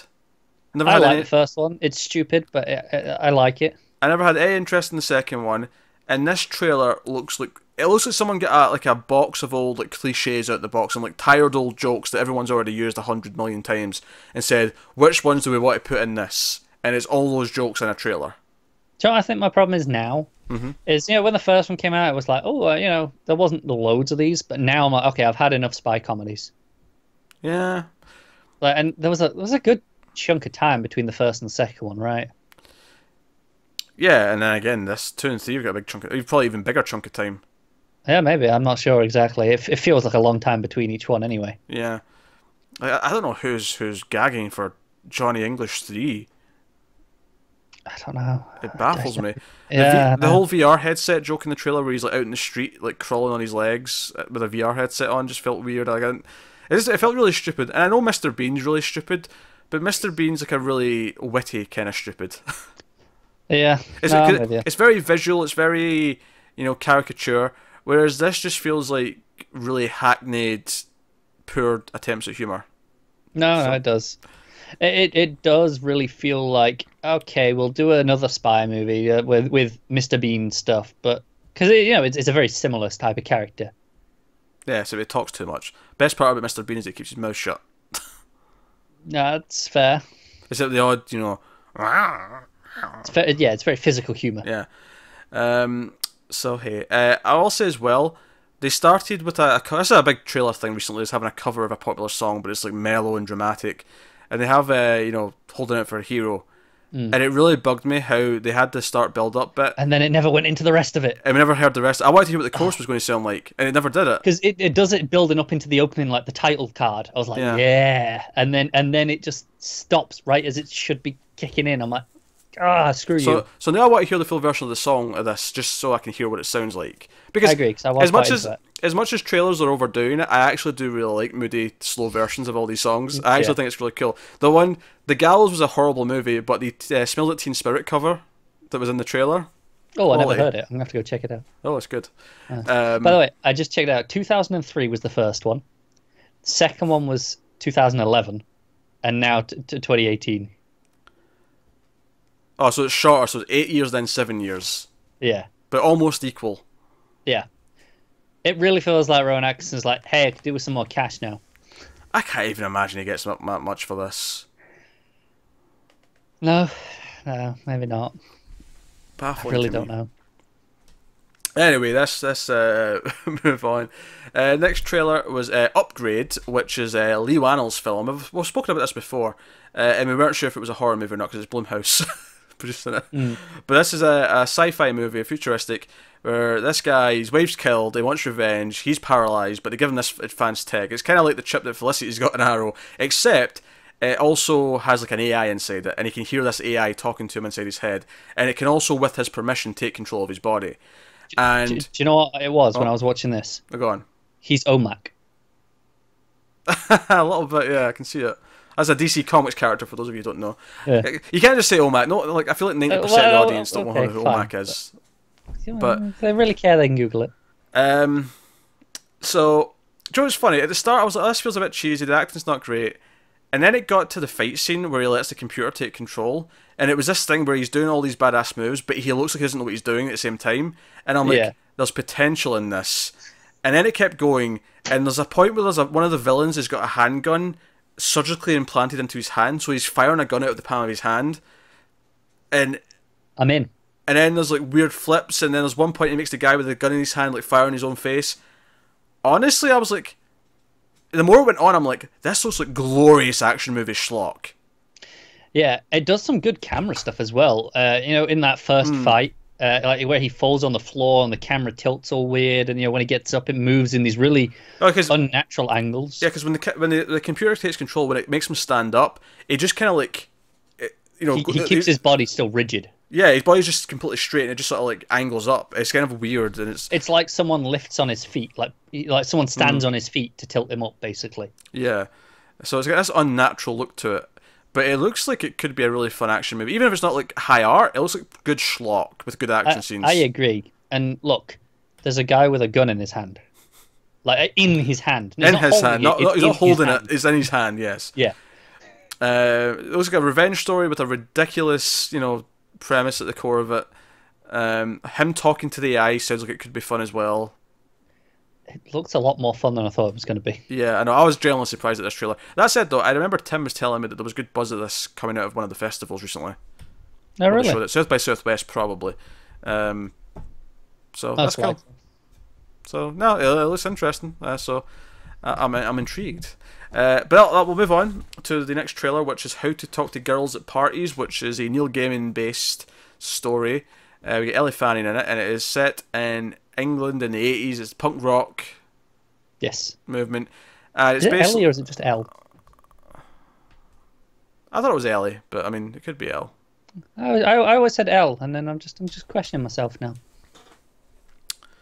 I don't know. Let us know in the comments. But she's like a weird alien person. So it's these four punk kids who are kind of annoying, if I'm honest, for the start of the trailer. Don't know. Looks like typical punks. Maybe I'm saying that punks are annoying. You didn't have enough punk friends. But I'll just say there's a lot of things I love about the 80s. I'm not upset I didn't have to put up with a lot of this. That's fair. For the record, I think this is late 70s. Well, it's 70s then, but you know, close enough. But they end up going to this party, and it's all these really weird people with really weird outfits. They're trying to get laid, and the main guy meets Ellie Fanning, and it seems to be a weird, quirky story of like she's supposed to leave, but she wants to stay because he introduced her to punk and life and kissing and what human beings do, and it's like so it looks like, as much as I'm ragging on some of the elements here, I actually thought this looked kind of quirky and fun. Yeah, I'm into this. And it's got some great visuals as well with the weird alien stuff. Yeah, it's like these aren't their real bodies, so they grew them, but some of them grew with like weird fingers and other places. Yeah, there's one where they hold their hand up and like the middle finger splits in two. Yeah, and there's times where the jaw kind of detaches and goes down. Yeah, it looks like a kind of weird, quirky love story with likeable enough characters. As much as I said they were unlikable at the start, the main guy and Ellie Fanning both look quite likeable from the trailers. So yeah, I'm kind of into it. I had some visual flair, I had some interesting things going on. So yeah, How to Talk to Girls at Parties. That's another one for A24 that we've gone, yeah, that looked pretty good. Do you know what's funny, actually? I knew there was one from A24 and I couldn't remember which one it was, but I remember when it started and it came up with the A24 logo, I went, oh, this will be good. That was my thought as soon as it started. Yeah. Moving on to the Cleanse, which is a horror comedy starring, what's his face from Big Bang Theory? Galecki. Yes. Yeah. Where they go to some sort of weird retreat place to get rid of their inner demons, and they make them drink some weird liquids, and then his inner demons actually manifest as a little creature who he throws up. Yeah, I'm kind of down on that. Yeah, mocking this whole all the cleansing or getting rid of all your toxins. Oh sure, yeah. I'm down on this because it's a stupid thing. Oh yeah, I'm okay with it. I didn't love the trailer, don't me wrong. Yeah, I'm not sure. Like, I kept expecting it to, like, okay, so the monsters came out of him, what's it about now? And it never really went any further than that. It doesn't. It's very much just this is the premise. Like, it doesn't tell me what it's going to do with it. Is the movie, like, him, like, befriending his little demon and getting along with it? Is the little monster going to get scary and big and try to kill him? Like, yeah, they mentioned one of them's bigger, but I wasn't sure if this was just a cut in the timeline of, oh, it's his and it's grown, or if this was just someone else's and they had more demons, so therefore it was, it's a bigger creature. Yeah. Oh, yeah. I mean, like, it wasn't a bad trailer, but like, I'm not entirely sure. Do you know what the problem is? I don't like, the point is either going to be, all right, we got to, okay, these are our demons, let's get rid of them, or it's going to be, no, our demons are part of us, we need to learn to live with them. Mm-hmm. I have no idea which one it's going for. Which isn't necessarily a bad thing at this point. You don't have to know that. It's not, but I feel like I should have some inkling at least with the comedy of because it's horror comedies are typically satirical when it's doing something like this, but I don't know which side it's being satirical about. I think my problem, I just don't know what the movie is beyond the setup. Oh, that's fair. Yeah, it's kind of I think it's put together well enough. It feels like it's got some style to it, but I don't necessarily get a hook that makes me kind of really interested. I wouldn't say I won't watch it. I'll try most things, but Yeah. The trailer itself doesn't necessarily thrill me. No. Next up, we got a trailer for Night School, which is your next Kevin Hart vehicle. Oh yeah, I'll be honest. I didn't finish this trailer. I couldn't get through it. I got a minute in. I was like, no, I'm done. I can't watch any more of this shite. Kevin Hart, he is like this great salesman at a barbecue place. When I say barbecue place, I mean electronic, like actual barbecues. He sells barbecues to people. Not Yes, yeah, it's not like a place you go to eat the barbecue. yes, exactly. I mean, he sells other stuff too, but I'm pretty sure the sign said barbecue. It did. So I think he specialises in the barbecue equipment. And his place blows up. His friend John Ralphio works at a company. He wants to get a job. And he's like, oh, I could probably get you one, but they won't accept anyone who dropped out of school. That's as far as I got. That's as far as you got. This is a minute into this trailer. That's when the title card comes up for all one of the title, you know, from the director of whatever one comes up. A minute in, Okay. I was like, that's it, I'm out. Okay, well, he then goes to night school to complete his GED, which there was one funny line I thought actually is like when he says, "Oh, you know, what's his face? Facebook." Zuckerberg? He says Zuckerberg dropped out. Yeah, he dropped out of Harvard. You dropped out of this high school. Yeah, I saw that part. I thought that was a funny line, but I'm not feeling it. It's a Chris Hart movie. Kevin. Kevin Hart. Can't even remember his name now. There's Chris Hart. There's no Chris Hart. I don't think there is one. Kevin Hart. Yeah, he. I don't hate Kevin Hart. I think he's kind of fine. He outright annoys me. Yeah. I can deal with him when he is like a side character in someone else's comedy movie. I saw that wedding one he did, where he's the best man. I think you hire him to be a best man. Right. With Josh Gad, I think, was in that. He was the main character. Right. And that was, you know, it was fine. It was perfectly watchable. This is probably going to be perfectly watchable. You know, he's doing night school. He's sort of fighting with the teacher. There's another teacher there who keeps trying to do like a black man's voice, and it's kind of awkward, and you know, it's in the whole awkward comedy bit. But you know, it's a Kevin Hart movie. It's basically my. Yes. I'll probably. I like never how watch you're it. really saying Kevin twice there now, like just making sure. Yeah, just making sure. I got it right the first time. I just got it wrong after that. Yeah, whatever. I don't know. But nothing particularly exciting. So we'll move on to a trailer for Revenge. Yeah, no, this is a trailer with style.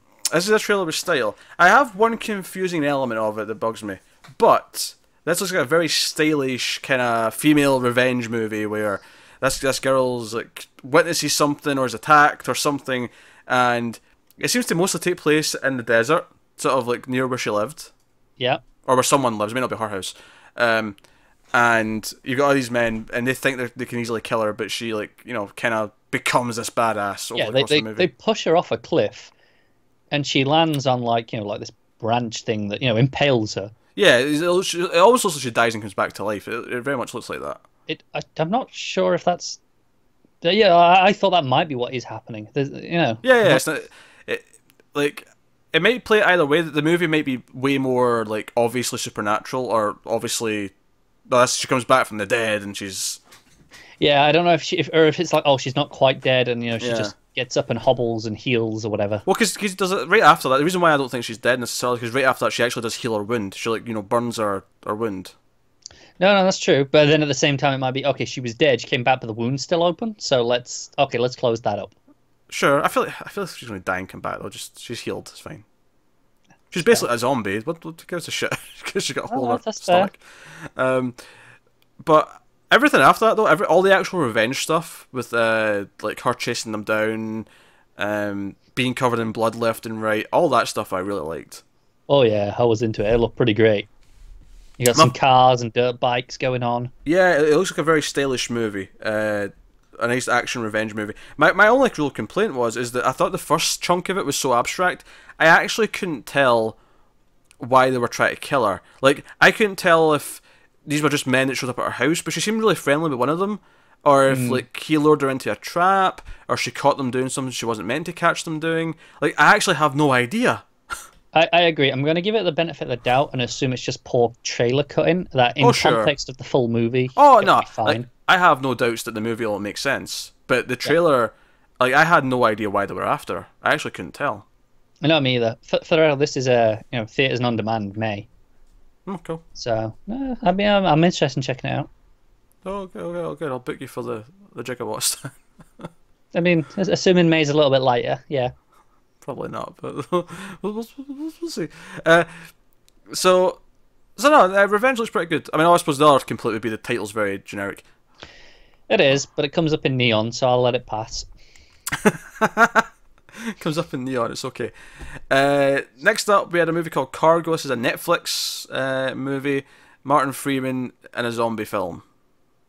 It's a Netflix movie. I don't think I realized this was a Netflix The movie. poster has Netflix on it. What was your thoughts on the trailer? I think it looks okay. It's nothing amazing, but it could be all right. I mean, post-apocalyptic zombie movie, like, it's been done so much at this point that it's hard to get super excited about it. I think it's got a specific focus because the whole idea is that in this movie, once you're bitten, you've got about 48 hours to survive or till you turn into a zombie. And his wife's already bit, she dies, but after he fights her off, he's been bit as well, and they've got a baby. So he has to Yeah. get the baby somewhere safe. So he's got this like timer, and he's trying to get the baby somewhere. He finds this kid who ends up. So I like the concept. I think there's like a nice sort of like counting down element to it, where it's like it's not just surviving. There's this very specific focus of he's got a mission, and he's already dead. Like there's nothing he can do about himself, but he has to try and like solve his problems. I like that part of it. But I can't say the trailer excited me all that much in any other way. No, I agree. Like I said, I think it looks perfectly good, like decent, but I don't know if I don't know if I care. Yeah, but hey, it's called Cargo. I like the title actually because the title is his kid. It's Yeah, it's cargo. It's like it's a really industrial term for something for a really personal thing. I like when they play with the use of words like that a little bit. So next up, final trailer this week is the Toy Box, yes, which looks like a kind of Hills Have Eyes-esque movie about a family in a trailer, and they get broken down in the middle of nowhere, and these crazy people attack them. Although it looks like it's got more of a supernatural bent. There's like a sort of ghost element to the things that are attacking them. yeah. It felt very demonic possession, maybe. Yeah, honestly, the notable thing about this is that it stars Denise Richards and Misha Barton, and all I could think while watching this was, well, that's two people whose careers have went down the toilet a little bit because this looks like shit. Yep, yep. Because when was the last time you saw Denise Richards build on something? 15 years, maybe. You know, 10? it may I don't actually, know. yeah, maybe it may be close to 15 years now at this point. Since Kind I've of guess.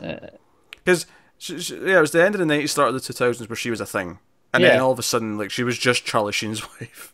Right, For a so while. I'm ballparking the 15. I assume but they split feel- up. I assume they didn't stay together just because Charlie Sheen. That's a reasonable assumption, I think. So I'll just read the description here: a supernatural thriller from the team behind the 2016 horror pick Clown Town. Did you and Tim cover Clown Town? That is so obscure we never covered it. No, That tells you something about what this movie is. and we I think. covered a lot of shit in 2016. So Yeah, that's, you did. I don't. Yeah. Okay. Yeah. So yeah, look a generic bad horror movie. Some Hills Have Eyes sort of comparisons because of the camper and the whole family being stuck in it. But that's about it. That's the trailers. So as always, at the end of trailers, what's your favourite? Oh, of the week? well, there's actually a couple of choices this week, I think. There is. I think it's probably between Revenge, Revenge, Upgrade, How to Talk to House Girls Talk at Parties. Parties, yeah. That's pretty much it.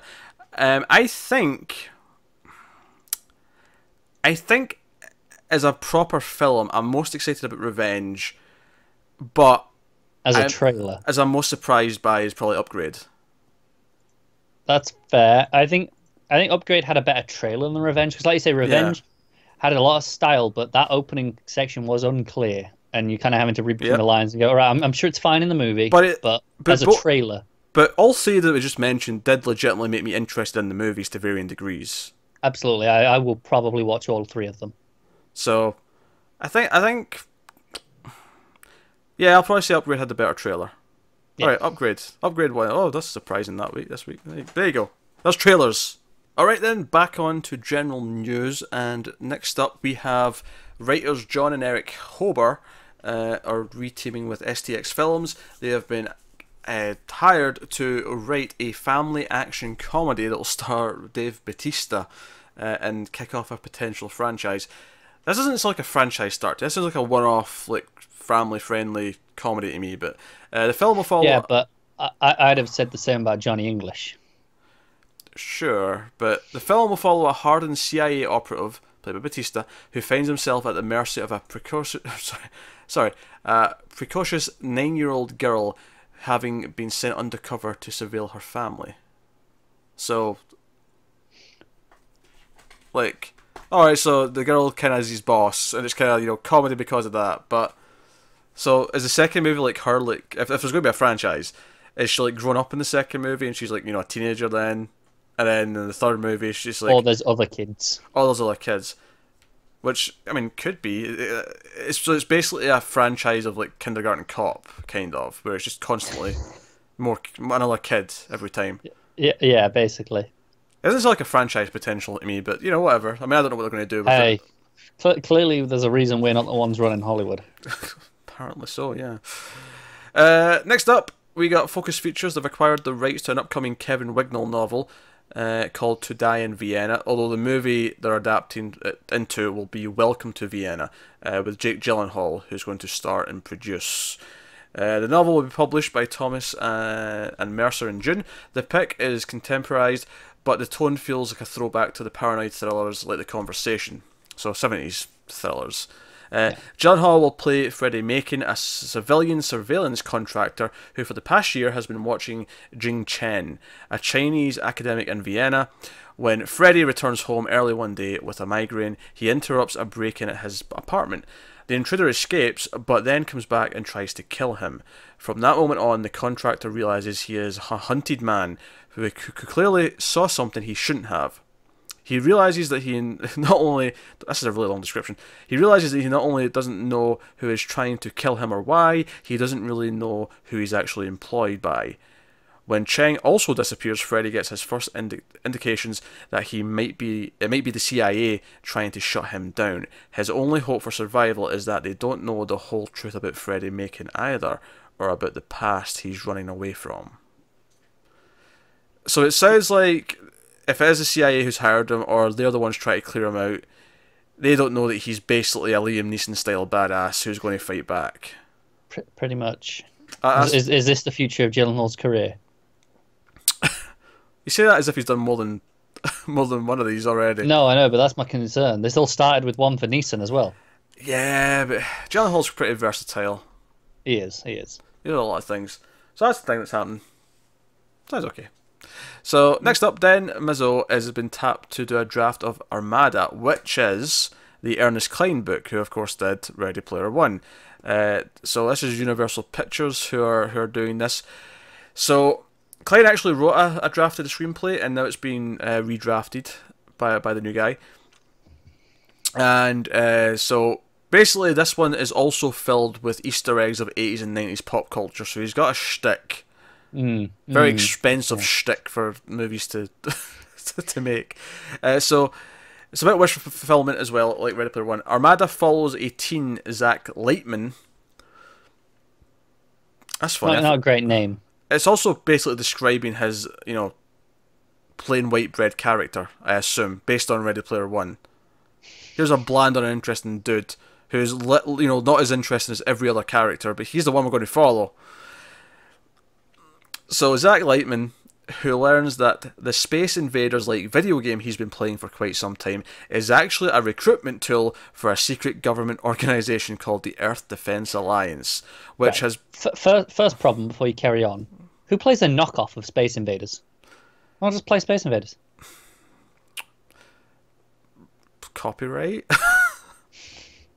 Not that that stopped him in the other book, but yeah, I guess because it's going to be specifically doing things that They need Sure. more advanced than actual space invaders. I'm just questioning the logic. Anyway, so it's a recruitment device for Earth Defense Alliance, which has been in a secret war with an alien race for decades. Now that the war has escalated to a threat of invasion of Earth, Zack and the other top gamers are officially recruited and called into action. They must now use their gaming skills to help save the world. So it's kind of like Pixels from Adam Sandler. I'd say hopefully better. I mean, I'm not putting money on it, but hopefully. It's Pixels from Adam Sandler mixed with a bit of The Last Starfighter, funnily enough, which we mentioned earlier. Okay. It's not an awful concept. It's not, it's not awful. It's just that everything that's kind of done this before has either been lukewarm to bad. No, it's true, because if you tell me about Pixels, on paper, I think it should be a decent movie. I should enjoy it. But then it's Adam Sandler, Kevin James, and whoever else. Yeah, it looks atrocious. It's a Sony movie. Right, exactly. That says it all. So, I mean, one of these has got to get it right eventually, right? In theory, I didn't think Ready Player One was good. So I mean, I'm just talking about, the whole, you put an infinite amount of monkeys with an infinite amount of typewriters, an infinite amount of time. Eventually, they're going to knock out the works of Shakespeare. Eventually, one of these has to work. No. So, we'll move on. So, Mila Jovovich and Jeremy Irvin and Aquafina. Just one word there for their name. Oh, okay. That was one name. Aquafina, yeah. Who was apparently in Ocean's 8 or will be in Ocean's 8 and Crazy Rich Asians. Jeremy Irvin was in that Ocean's movie was happening. Mamma Mia 2, Warhorse, and then Mila Jovovich, of course, is more well known. She was in the dreaded Resident Evil movies and Fifth Element, other things, which is much better. But yeah, so they're going. They've joined Paradise Hills, which is a sci-fi thriller from first-time director Alice Waddington, who already has a cast of Emma Roberts in the lead, so that's pretty cool. I like her. And Isa Gonzalez and Danielle McDonald are in this film as well. It's currently shooting in Spain, so they're underway. The film is set in the not-too-distant future and follows Uma, played by Emma Roberts, who wakes up one morning in Paradise Hills, a high-class treatment facility on an isolated island where well-off families send their daughters to be reformed. Okay. So the person, Nacho Vigalondo, who did Colossal, actually co-wrote the screenplay with Brian Delayu. So Colossal was pretty good. I like Colossal, yeah. So that sounds okay. I assume it'll be her fighting this reformation system, and maybe Get there's to be something, yourself. Yeah, maybe there's something society sinister demands. behind the scenes or something. I don't know. Any of these things, but hey. I like the sound of it though. I'm down. Yeah, could be good. Next up, Toronto-based production company Hawkeye Pictures has acquired the feature film and television rights to Harriet Alida's Lies debut novel, The Honey Farm, and they're planning to do a movie out of it. The Honey Farm tells the story of two budding artists, a would-be poet and a painter, who move to a remote farm and begin a romance as a creepy, inexplicable events, possibly orchestrated by the enigmatic woman in charge, start to unfold around them. The narrative portrays the natural world as both lovely and menacing, depicted as the interior lives of the characters. Okay. So it's funny, I think on its own the plot doesn't sound that exciting, but the way they describe it does make it sound like there's going to be more of a style to it. It does, because I'm like, it sounds kind of generic. Yeah. Other than the style. Yeah, they go off to this farm as a kind of a retreat, and then there's something sinister going on. That sounds, it sounds fine, nothing wrong with that. But the way they're talking about the narrative portrayed is both, lovely and amazing and menacing. Like, it sounds kind of like, okay, I can kind of... Yeah, that's the hook, right? Yeah, maybe I'm getting why the book's maybe good, or why people like the book, or why at least Hawkeye Pictures likes the book. Well, someone's got to. Yeah, well, they bought it, or they bought the rights to it, so they could make it. So you'd hope someone liked it. You would think, unless this one's cheap, we can do this. Let's take shit and turn it into gold. I'm not gonna lie, that probably happens. Probably does. We can't think of an idea. Just buy a shit novel. Yeah, that'll do. Just do something with that. I feel there's a joke to be made in a stupid comedy at some point, where they tell somebody to go buy a novel so they can make a movie, and they just go and buy a copy of the novel and think that's what they meant. Yeah. Probably already been done. Maybe. I don't haven't know. seen it, admittedly, but I assume it's been done because I just assume you're not the first person to think of any joke. I have to assume at least half my ginger jokes are original. I don't know. I've heard a lot of ginger jokes over my life. Yeah, I've been the most inventive though. You've been pretty inventive, don't get me wrong. Maybe a third, but half's batting high. All right, okay. I'll take it. Anyway, next up, Netflix has set Alessandro Camon as the writer for VOR or VOR. I think it's just VOR. It's all in caps this first time, but the rest of it is just like a word. So I'll say VOR. It is based on a manuscript by Rima Rose. So it's not even a book yet. It's just a manuscript. It's not even picked. Apparently it's been submitted to publishers soon. So it's not even submitted to publishers yet. Jesus, how did they find this? Like this, because typically the ones that haven't been published yet are they get someone from the publishing department and go, okay, okay, we like the sound of this, so we'll send this along. Yeah. How did they get to this one? I don't know. The film details the bloody rise of Russia's most powerful VOR mafia commander. So it's written by Rima Rose. Rose, who grew up in Russia with her family in the 90s, amid the collapse of the government, observed the rise of several powerful VOR mafia clans who warred for control of various parts of Moscow, with infamous and bloody collateral damage as the result. She has turned into she has turned it into a fictional tale meant to be a trilogy. It starts with, so it's meant to be a trilogy. All we have is one manuscript, but it's meant to be a trilogy. Yeah, well, the Game of Thrones, that was meant to be a trilogy, here we are now. It starts with the rise of a young streetwise criminal whose prison battles with other young VOR gain the attention of the higher-ups, whom he will eventually seek to replace. I don't inherently get interested in mafia movies. I mean, if there's style to it or something, I can get into it, but they don't interest me as a rule. I'm the same, but I don't feel like I've seen a lot of Russian mafia movies. That's true. That's maybe what the unique part of it is. The unique hook. I mean, that sounds a little bit different. I mean, I know it's still okay. It's a mafia, but it's a bit different. Yeah. Next up, so KJ Apa from or KJ Apa. I don't know how to say his name, from Riverdale. Archie. I always assume it's Apa. It's two P's, right? 1P here. Was it 1P? Okay. Hence why I doubted myself and said Apa. I've literally always read it as two P's. I've just projected that, apparently. Yeah. Or this is a typo. Did he say his name a second time? They do. Still 1P. Still 1P. Okay, it's just me projecting then. So yeah, so he's from Riverdale, and he's been set to play a lead role in The Hate U Give, with the U being the letter U, not the word.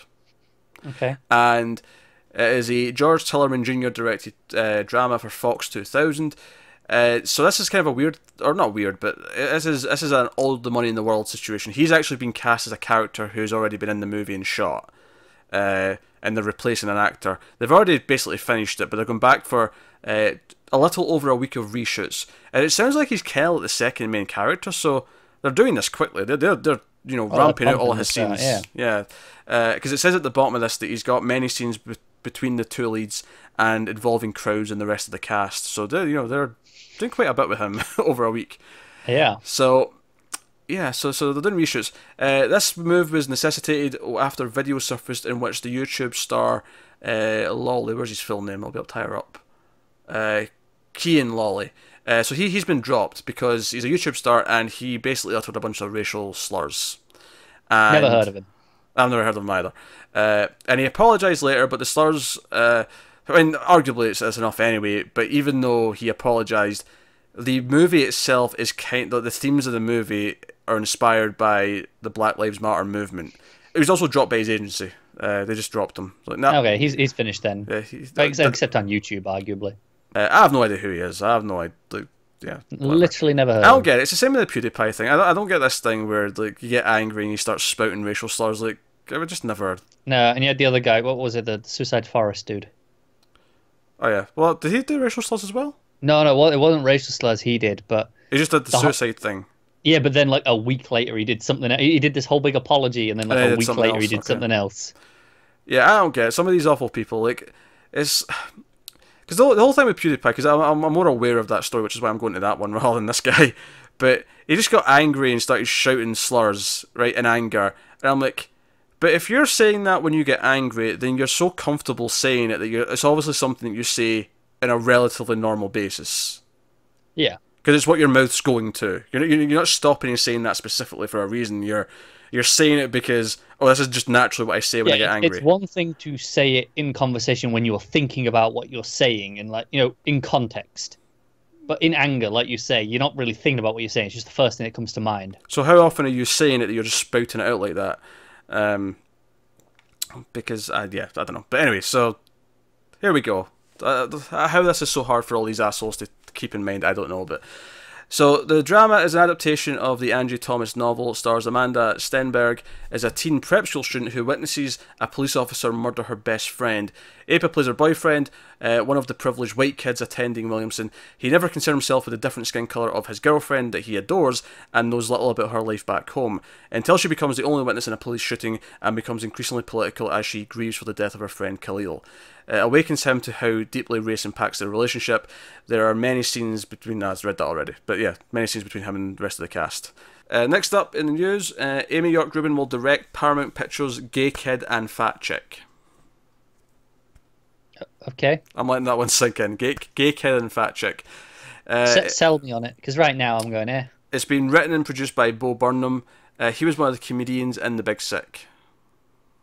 Okay. So he had a small role in that. So he's done some small acting gigs, I believe. Yeah, it doesn't tell me that much. I'm just pointing out this, where you make noise face from. The title would raise eyebrows if it weren't about two outsider teenagers who create costumed alter egos to get revenge on the students who have bullied them in school. So I see this as being kind of a funny, satirical teen movie. Yeah. Probably. I see potential. I need to know more, but right now, sure, could be good. Costumed alter egos to beat up bullies is a funny enough concept that I'm like, okay, right, take that one step further. Like, if you have to pitch it to me before you're allowed to develop it further, this would pass phase 1 of the pitch. I'm like, okay. Yeah, it's definitely past phase 1, I agree with that. Yeah. I need to know more before I'm actively interested. Oh, but sure. It's, okay, you're alright for now, keep it coming. But hey, so that'll take us on to the horror section. The horror movie news section. So this first story here is a bit weird. But we got one meaty thing and then a couple of really weird quick things. But the big things, not so much our typical movie news. So you remember a few weeks ago we had the story about the Corman Library was sold to Shout Factory. Yes. Right. It's okay, fine, sure. Shout Factory and a Chinese company were splitting the different seasons, and that was fine. Here, Roger Corman and his wife Julia are being sued by their sons. The sons claim that the mother has berated and abused their father for years to gain control of his vast library of films, which was sold last month to Shout Factory and Ace Film.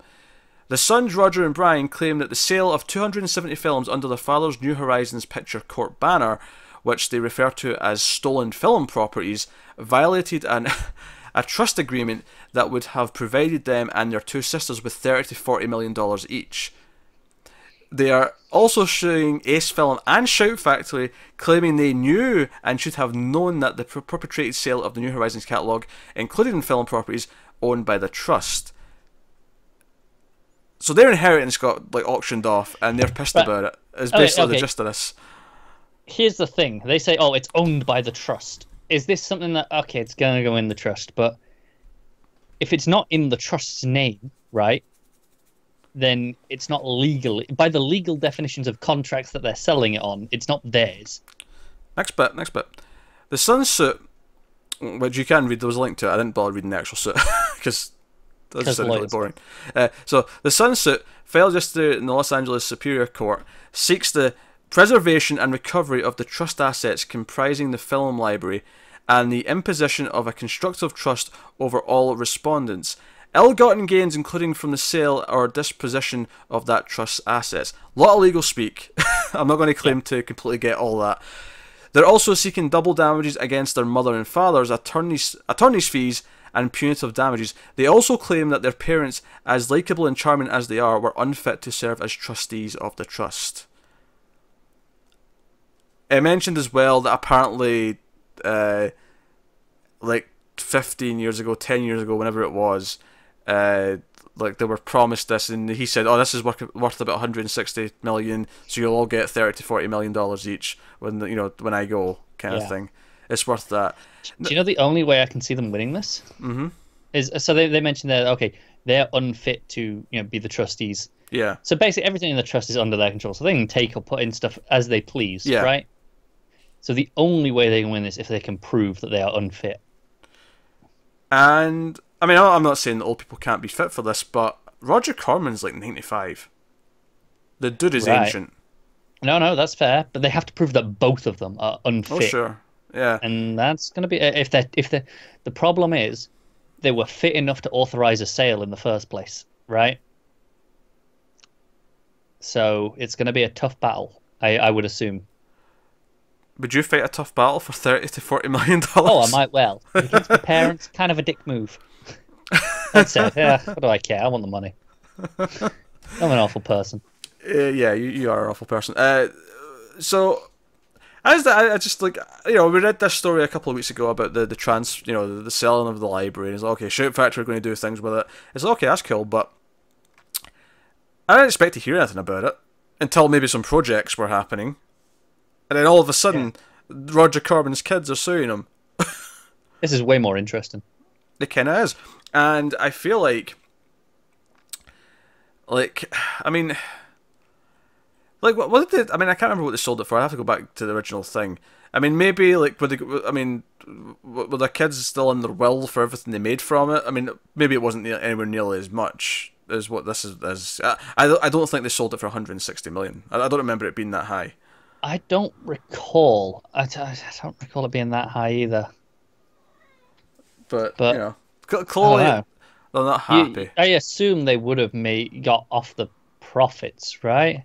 Like whatever they made off it would go between them. Maybe I'm wrong. I mean, I never have to worry about this. Parents aren't rich, so I don't have to worry about feeling that I've been screwed out of an inheritance. But it is this weird problem that people with rich families kind of have to think about, is that their parents might blow all their money before they die, and then the kids but that's kind of like tough shit, right? It's their money still. Oh, it is. No, I agree. But at the same time, if that was your parents and you stood to get, say, 10 million out of it, and then your parents decide in the last couple of years to go, you know what, we're just going to blow this all on crap. Oh, I'd be annoyed as shit. You'd be pissed. At the same time, what can I do? It's not my money yet. When it's my money, I want to blow it, but hey, it's my money to blow. You would hold a grudge. You would be pissed about it. I would hate the fuckers. You would hate them. I would, but yeah. At the end of the day, it's their money. I can't do anything about it. I'd hate them for it, but it's still theirs. Well, no, you can't, but you would hate them for it. Oh, absolutely. The relationship would be like irreparable. The one condolence you'd have is it'd be dead soon, and you could piss in their grave potentially if you wanted to. Yeah. But you'd be pissed. Oh, absolutely. But John, I'm just reading an article about the original sale. Yeah. It doesn't mention a price in this article. Okay. I assume it must have been much less then, given that they're unhappy. Because I feel like, let's say it went from 30 to 40 to, you'll get about 25. As much as that's still a 5 million potentially lost, I still can't imagine going through the effort of all this. No. Unless they had actual plans with the library beyond the monetary value of just selling it. Yeah, maybe they wanted to keep doing something with it, or maybe, I don't know. I mean, maybe they're so filthy rich already that they are willing to go and fight for an extra few million. I don't know, but I don't know. This sounds really petty to me. It does, but that's what I can't wait for.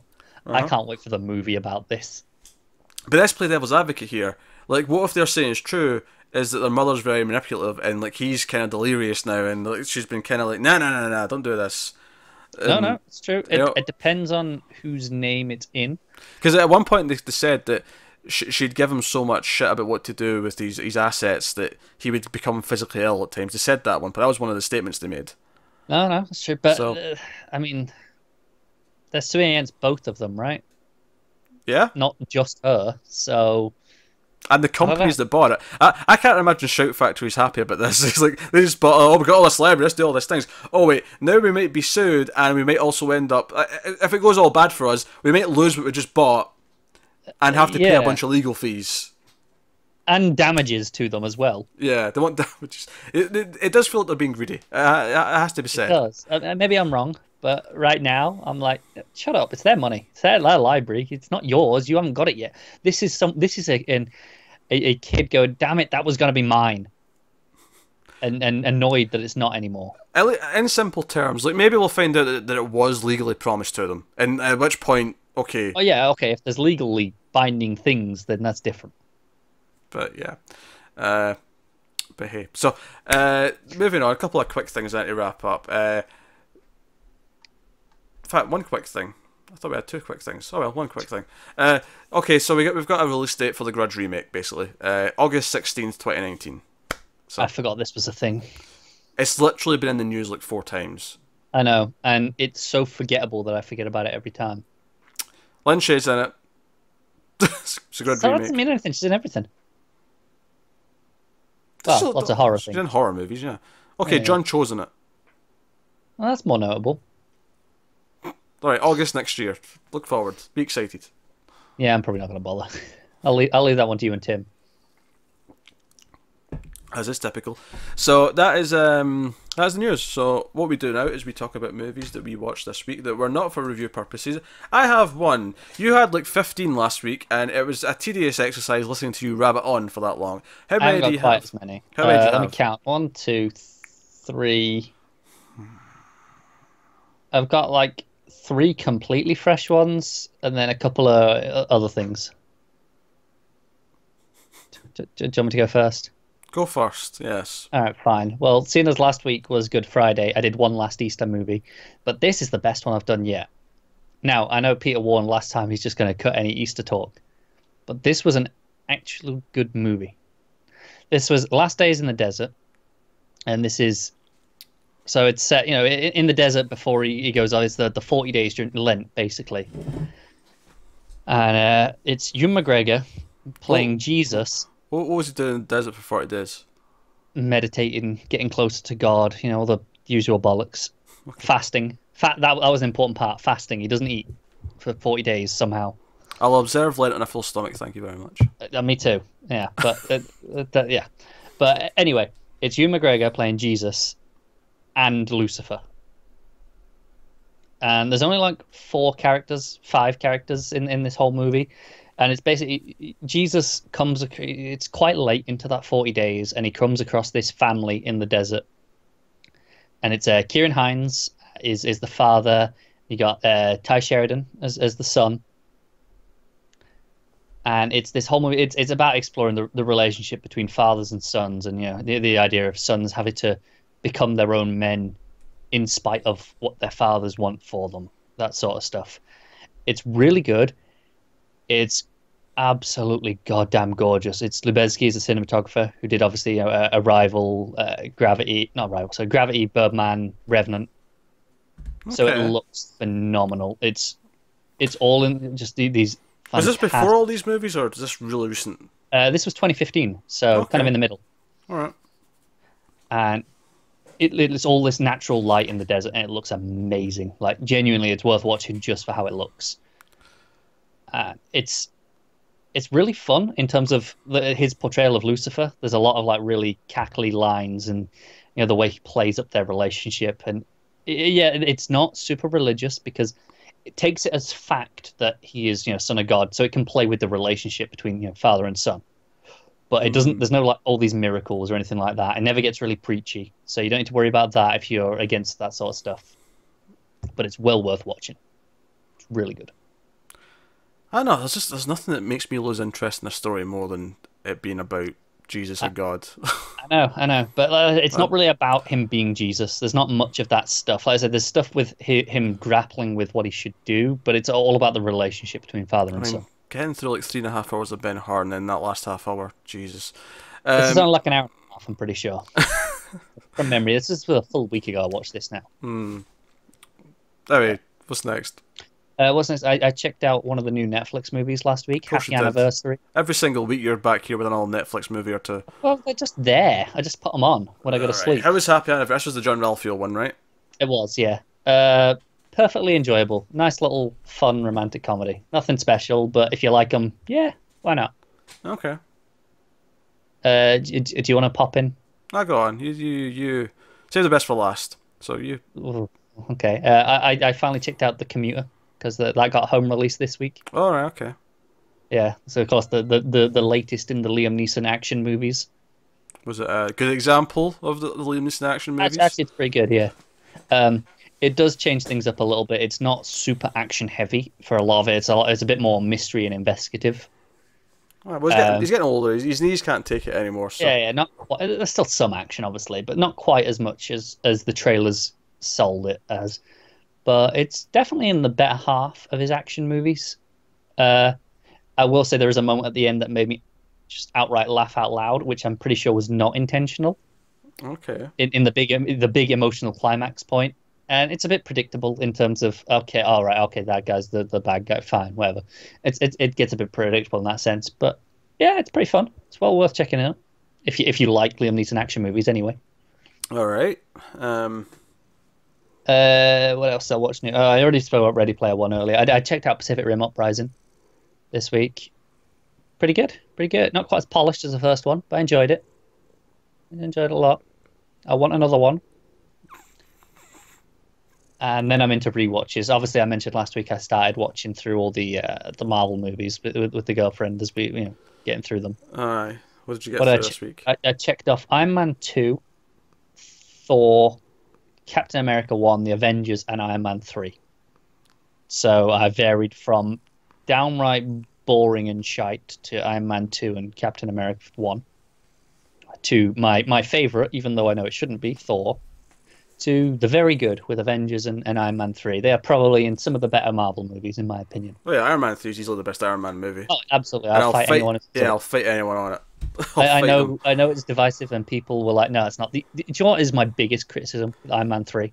Honestly, my biggest criticism: lack of AC/DC.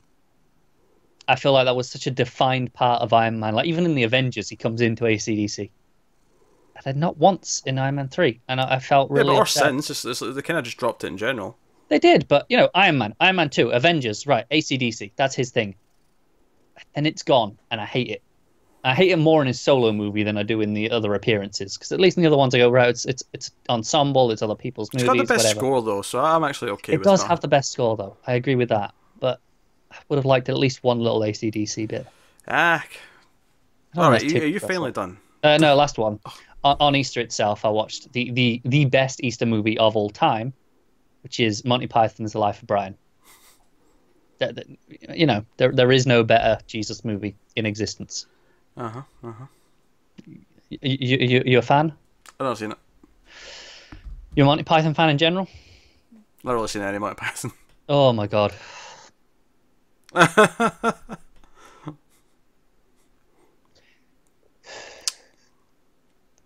It's fantastic. It's one of my favorite comedy movies. I love it. And I hate you a little bit more for the fact that you've not watched much Monty Python. Oh, we'll just chalk that up to like all the things I love from childhood that you somehow missed. Yeah, Monty Python's better than all of them. No, it's not. And do you know what? I can't wait till I watch it now, and I'm like, it's okay. Yeah, maybe. I can't wait. It'll be great. Alright, you finally done. What wrap up? Yeah, go on then. Go on, tell us what you watched. I watched Nerve. I got one extra movie in this week. I watched Nerve, which is the Emma Roberts, we mentioned her earlier, her and Dave Franco, and they're playing like a game over the internet where they've signed up as players, and like the viewers will send them a dare, and they have to do it, and everyone else who's in the vicinity with phones will like film it, and like if they succeed they get a money reward, and it keeps escalating, and if they deny a dare at any point they'll lose all the money they've got so far. And I assume it gets relatively extreme with the dares. Oh yeah, sure. Like it starts off kind of like a little bit of thrill seeking, because she's like a really timid character, and her best friend kind of like chastises her for never taking any risks, and it kind of forces her into like some risk taking. But there's dangerous undertones. Who's this guy because she basically ends up daring into meeting up this guy, and then from that point on, all the dares, all the people seem to like them together, so they keep daring them to be around each other and do things together. And it escalates and it escalates. It's actually a fine premise for the movie. I thought the trailer looked dumb when I first saw the trailer, a couple of years ago when it was coming out. Yeah. The movie's actually not too bad. It's actually got a pretty decent setup, and I'd say 2/3 of it are a fun little idea for an action movie, or maybe a bit of a thriller. It starts off not quite like a thriller, but you can tell it's going to get more sinister as it goes. Yeah. I do think the ending kind of, the last act, like how it resolves everything, where it leaves up some of the characters, was kind of underwhelming. It didn't feel like they knew how to end it. So it shit the bed a little bit towards the end, unfortunately. So I wouldn't overly recommend it, but I don't think it's a bad watch either. That's fair. I've been putting it off for a while because I know there's been I saw a lot of reviews really mediocre on it, and I went, okay, maybe I won't bother then. Had it come up with a much more satisfying, like, last act, it might have, escalated into like good territory. Because I think the first 2/3 are not bad actually. Sets up the characters properly. Maybe I'll check it out at some point then. Yeah. So you have to suspend your disbelief a little bit that there's enough people with phones watching these things. Because it feels kind of random. It just happens to always be people who are part of this whole nerve game that are willing to watch. Yeah. And film it for everyone else. So you have to like have a bit of suspension of disbelief, but that's not the biggest problem though. I can get over that. No. Although points off for starting with the Mac sound, the boot up noise.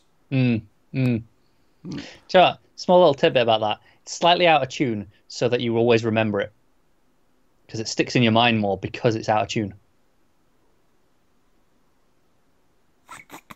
Just Do you know, that is something that in the Iron Man movie has been really annoying me. How can it be out of tune? It's like one note. No, it should be an A flat, but it's slightly not an A flat. It's just a little bit below an A flat, so that it sticks in your mind as that's not quite right. Because technically, if it's on its own, it's just on its own weird key. Then it is. Yeah. There's nothing to be out of tune with. It's just. It's not, but because you're used to hearing an A flat in real life, like in every day, you don't know it, but you hear it all the time. Oh sure, your brain just knows that's not. Here's a question: right. As a music person, if I played you a note, could you just tell me what it was? No, I haven't got perfect pitch. I've got relative pitch. If you play me a note and tell me what it is, and then play me another one. There are people who can do that though, right? Where they can just hear a note and say that's that. Yeah, you have perfect pitch. You're either born with it or you're not. You can't learn it. Yeah, I can't do it. No, there are people who can, they'll hear a washing machine and tell you what note that's humming at because they just know. But yeah, I can't. Aye, but you're not perfect. What a shock! No, I'm just saying. You remind me a little tidbit that's been annoying me in the Iron Man movies. Oh, one of the noises that they use all the time for one of the Jarvis noises is the steam noise. The little noise that Steam gives you when you get a notification. And they use it all the time in the Iron Man movies, and it's been really bugging me on this rewatch because I'm just like, just use a different noise. I don't know. Once you notice it, that's it. It's just like, why? I don't think I get audible notifications on Steam enough to even know what that sounds like off the top of my head. Fair enough. Maybe that's just we'll use Steam Chat. I get the notification and I hear it, and then so when I hear that noise, my reaction is to look at my phone or my computer, wherever it's beeping from, and then I'm like, oh no, it's just in the movie. Yeah, that's not an issue for me, but knock yourself out. So that's the show. As always, this last little stretch feels dragged out because Connor's watched a lot of crap and insisted in working his way through all of it. It's like he wants points. He wants points for fitting in all these movies. The only crap I watched this week was Thor. Not Thor. I'm just reading them wrong. Captain America. You meant Thor. No, Captain America and Iron Man 2. They're the only crap I watched. Everything else is pretty good. Okay. That's us though. So let us know what you thought of the news this week in the comments below. Like, subscribe, all that stuff. Get us on. Actually, I usually promote what's coming up, don't I? You do, and what we just did this week. I guess I'm really hungry. I guess I'm skipping ahead. All right, so what came out this week then? So on Screams After Midnight, me and Tim reviewed A Nightmare on Elm Street 3: The Dream Warriors. So we're back to working through that franchise. Got the third entry done. So that was a good discussion. Me and you had the influx go up, The Man from London, which was of course the reward for me for winning the Oscar prediction. So that's up. For patrons a week early for Influx, you guys got Westworld, the Westworld movie. Obviously we did that because we're getting close to season 2 of the show, so felt like a good time to do that. So So that's up for patrons. Obviously, me and Matt reviewed Ready Player One, which we mentioned earlier on, so you can check out that. That's up. So, and obviously coming next week, me and Tim will be doing A Quiet Place on streams. Of course, that's to be expected. Me and Matt are looking to do I Killed Giants, so you can look forward to that. And there's another one. Yeah, we're doing a bonus Gigawatts, I think, aren't we? We are? Yeah. News to me, but okay. This was your idea. Well, look, I've had a lot of drinks this evening. I don't remember it. I'm going to say what it is, just in case we don't do it. Did I suggest this after I'd had a lot of drinks, or was this before? I don't think you were drinking. Did I suggest this tonight? No, it was just the... Okay, fine. I'm just too drunk to remember. Jesus Christ. Alright. And you've already watched it. There's a clue. Oh, God damn it. Okay, I've got no idea. But cool. Alright, bring it okay. on. Mystery bonus Gigawatts from me and Connor, despite the fact that we're really busy. Just 'cause a real bonus. He happens to have watched the film, and we said, we can do that, I suppose. I've watched it like recently, like this week. Today. This is shocking. Oh, Jesus Christ, yeah. Jesus. Well, I'm not going to lie. I watched that at like silly hours of the morning. Well, here's the thing, though. Went to sleep straight after. You specifically didn't bring it up in your this is what I watched this week because you knew we were going to do a review on it. Yeah, but okay, here's the thing. When I do this is what I watched this week, I look at my Letterboxd page and look at that's what's on my Letterboxd page. And so this is what I watched this week. Because I didn't want to tell you what I thought about it, because I want to save that for the review, obviously, I haven't put it on there yet, so you don't see it. So I just forgot I'd watched it, let alone anything else. Yeah, I have watched it. It's cool. Yeah, it's happening. Guys, on patreon.com/MailFuzzTV. There's a link in the description. Support us if you want. Or at least, Why you would after that. I need to put up with him, so come support me because it's a support group. I'm sorry. I don't know what that was. I just completely blanked. I forgot I watched the entire movie this morning. Thanks very much once again for watching and listening. We always appreciate it. Keep watching movies, and we'll see you next time.